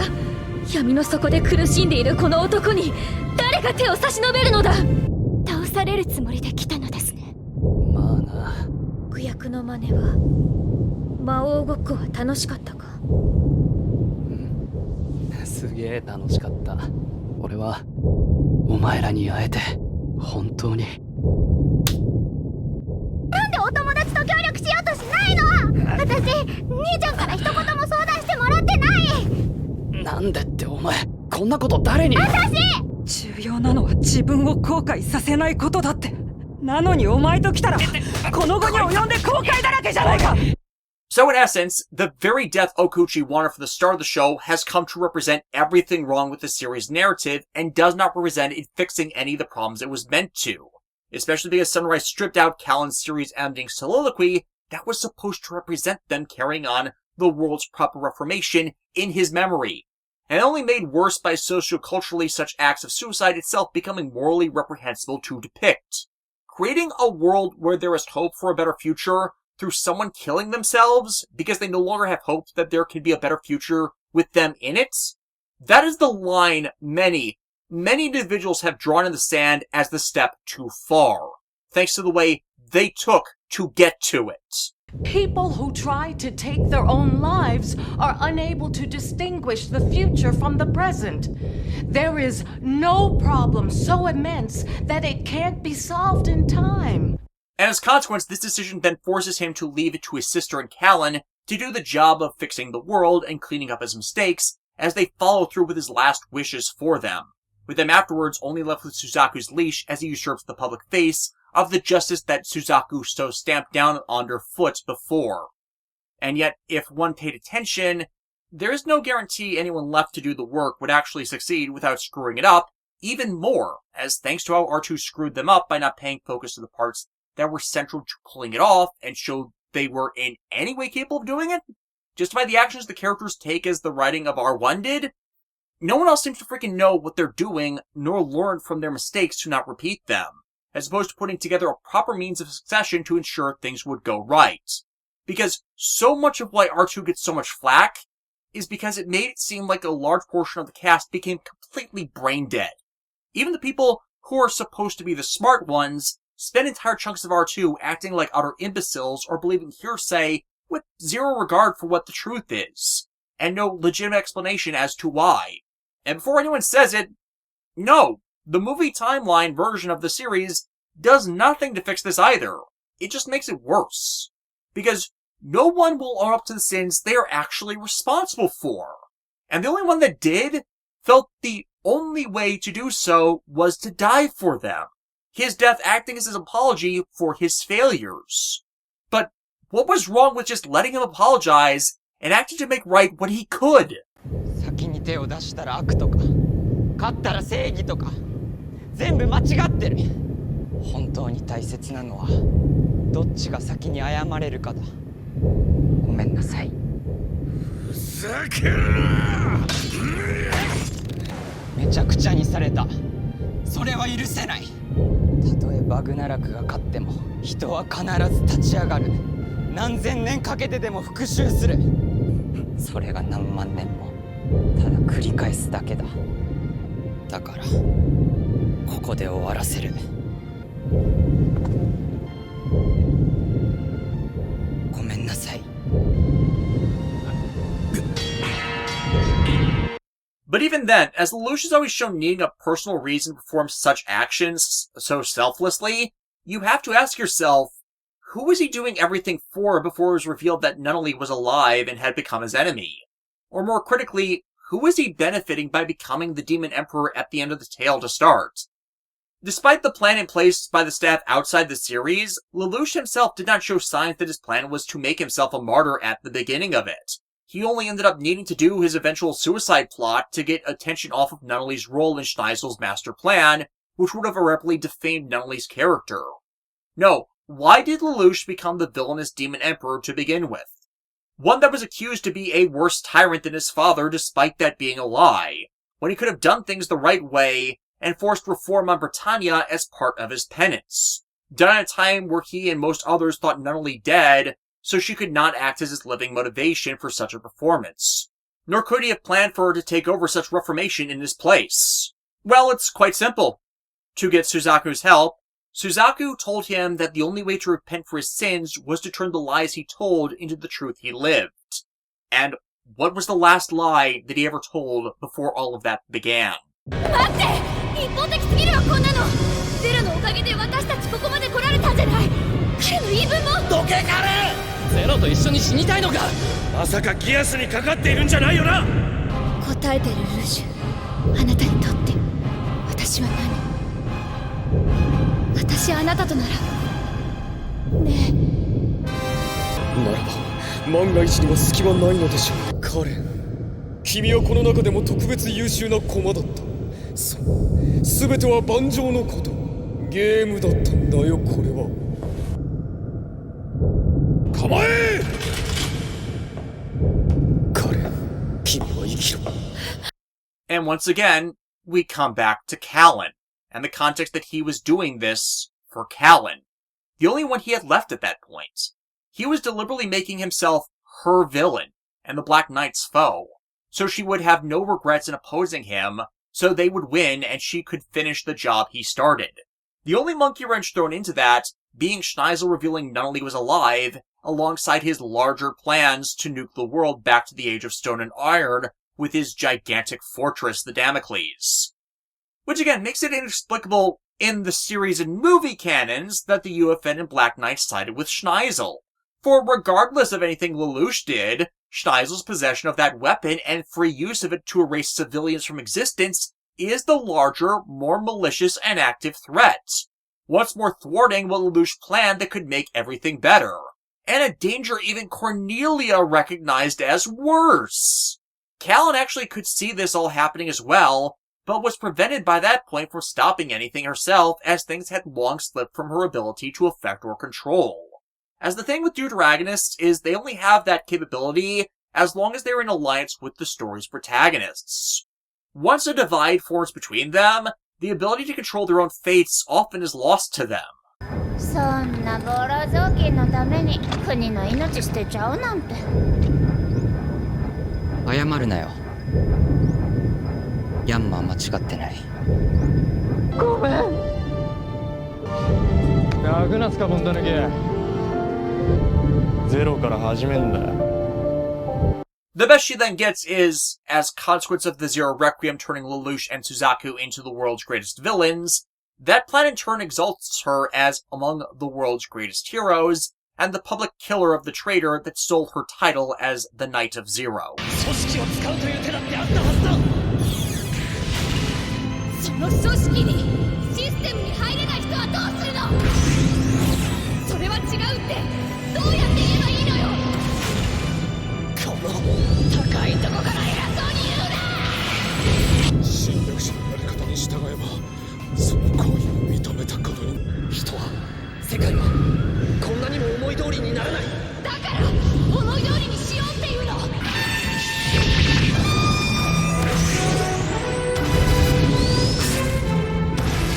決めきれないギアスの呪いを使っているのに終わりにしようカレンあなたに正義さえあれば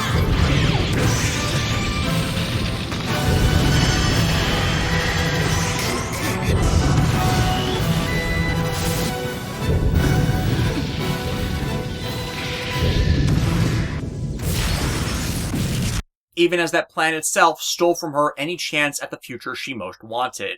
Though that in turn is part of the Zero Requiem's root sin and ultimate lie that had never been addressed or resolved in any way, shape, or form to date. It would have not been needed or happened had she made that realization of what he meant faster to stop him from needing to go through with it. And thus, despite what the Requiem frames her as, she doesn't see herself as the hero it made her out to be, but among the traitors to their cause, and most essentially the one she swore her loyalty, life, and love to, who died as a consequence of her failure requiring that plan to begin with, which is why she in the end chooses to abide by his last wish for her in penance for the mistakes she herself made. 私あなたには感謝してる。あなたがいなければ私たちは新宿ゲットーで死んでいた。黒の騎士団もなかった。私は嬉しかった。ゼロに必要とされたことも光栄で誇らしくて。でもゼロがルルーシュだって分かってわけが分からなくなって。それでもブリタニアと戦うあなたを見て。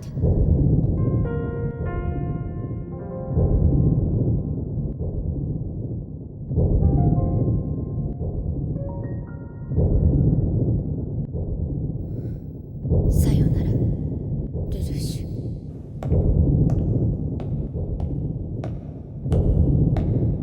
さよなら、彼。 Like I've been saying, there can be made a reason for every event R1 and R2 have happened from the broader strokes of the larger narrative that are only explicable with very specific rationales and actions for their cause and effect that do not work if you distort perspective on them, or explicitly exclude them from the main anime solely for the purposes of ambiguity, when all the extra canonical material explicitly confirms the intention. R2 makes itself a mess only because a majority of the effects needed for the later events precede the origin of their cause, so they do not naturally come together, and screw over the cast in order to exist as they do, by how poorly they are in turn validated as a result. Callan's character and narrative arc is not one of those for the most part. Those are still more than functional as long as you're viewing them from the perspective of her being the intended deuteragonist and love interest, and the story's conclusionary intent being that it's a tragedy they're denied an ending together. If those are not the view you take, nor their intention, then it ends up as broken as everything else, as it's just the ways they're forced apart, which are an aspect of the narrative bullcrap that hobbles the series, which has not exactly been helped by a lot of the alternative universe material, which forgets entirely the importance of her role. あなたはリタ殿を分かっておられない。お前はカグラギを分かってない。リタ殿は素直な気持ちを話されない。中立を重んずるあまり自らの気持ちに蓋をしてしまう。カグラギは国に尽くすために己にさえも嘘をつく。本心を隠すあまり大切なものを見誤る時がある。同じです。 But unfortunately, despite inferring a happier ending comes from these aftermaths and the world changing, there is no guarantee such will happen, because Suzaku wears the mask as Zero, when he is the most wrong for it. And the story itself, all along its length, has done nothing but present reason after reason after reason why giving him power is the worst thing one could do, as it has showcased that he truly does not understand what justice is, and thus can only use that mask in the name of selfish revenge. Revenge. The most worthless of causes. Made worse by what Black Knights are supposed to be, and unfortunately something the Arthurian mythos has somewhat co-opted due to Lancelot being the Knight of Betrayal and starting out as a Black Knight, something reflected in Suzaku's character, and also by fantasy writers who wanted an enigmatic or malicious-looking enemy that the term is now more associated to. See, the classical Black Knight, before the association with Lancelot, was representative of a knight-errant that served no lord, king, or liege. Essentially analogous to Ronin samurai, they traveled and fought for the people, serving no one but the common good of the land, even if that may put them at odds with the local lords or rulers. They used their might for right, not to have their might make right, with their armor painted black, as it made it easier to care for sans a land to call their own. That is why Lelouch used that symbology for his order, and how he spoke of them. 違う。私たちはレジスタンスではない。じゃあなんだよ。私たちが目指す。それは正義の味方だ。No matter the lie Lelouch may have told, his belief in that being true is never contradicted, outside of when he is telling someone what they may want to hear. Because Lelouch himself, due to being thrown out of Britannia, was a man without a land, and when he formed his knights, sought out others wronged in the same way, and Suzaku is fundamentally anathema to all this throughout the series. Lancelot in Arthurian lore, at least after the man was added into the mythos by French writers, and he took off with people, was a man who used his might to make right. Whenever someone would accuse him of acts of infidelity with Arthur's Queen Guinevere, he'd challenge them to a duel to make them retract their claim, regardless of it being true. And his might made him be the one in the right. And as a consequence, that's what began the downfall of Camelot from within. The animosity Lancelot caused being the wedge that eventually drove everything apart. Suzaku, by being the Lancelot XP and ticking off the Lancelot checkboxes throughout the series, is doing nothing but the same damn thing. So by him taking the mantle of Zero and everything associated with it, he then becomes typical of the trope of the Black Knight, a fallen figure who has betrayed every connection he had for their own selfish motivations, commonly just power.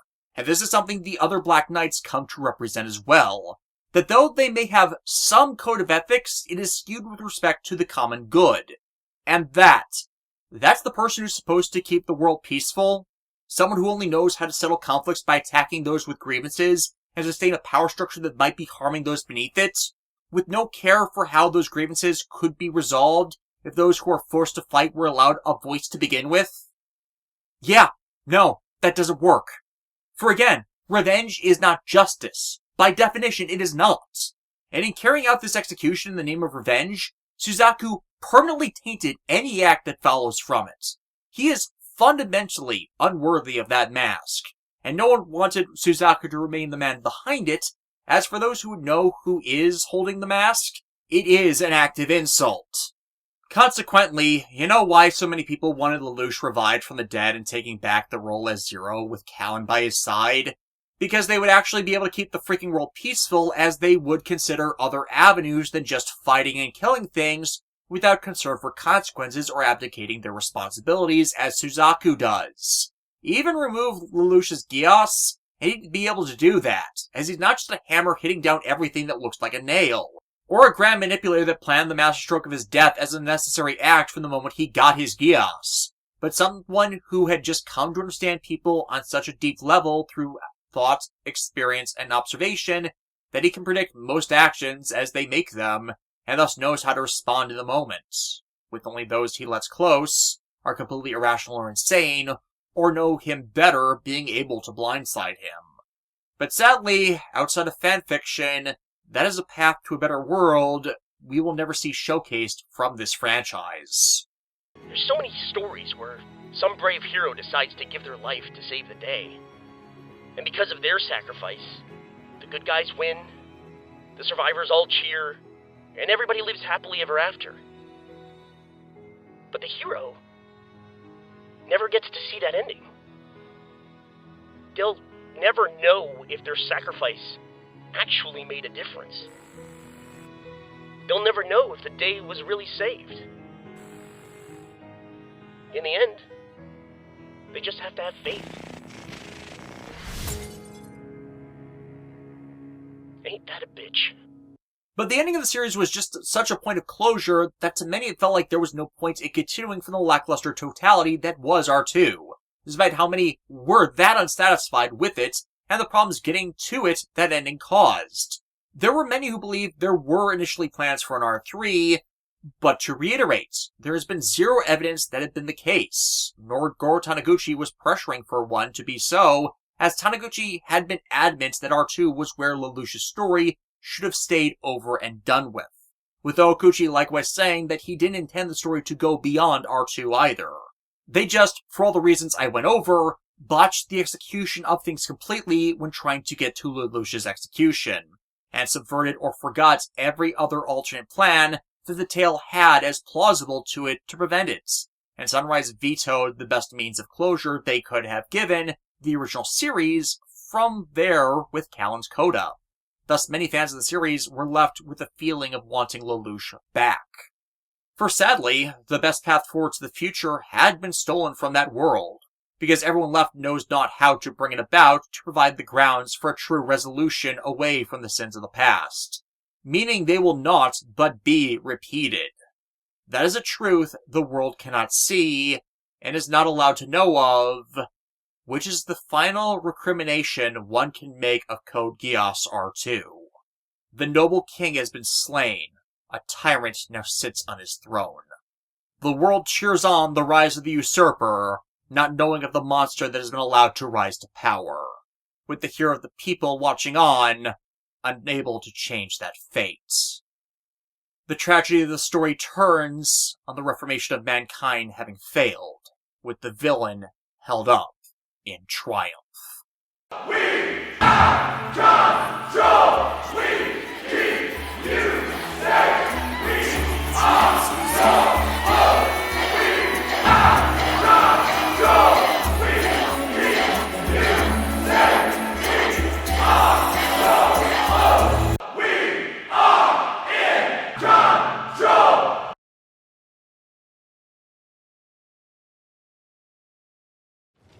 その昔、人は星をつなげて星座を作った。そして星座から物語を生んだ。自分というちっぽけな点に意味があると思いたいからじゃないかな。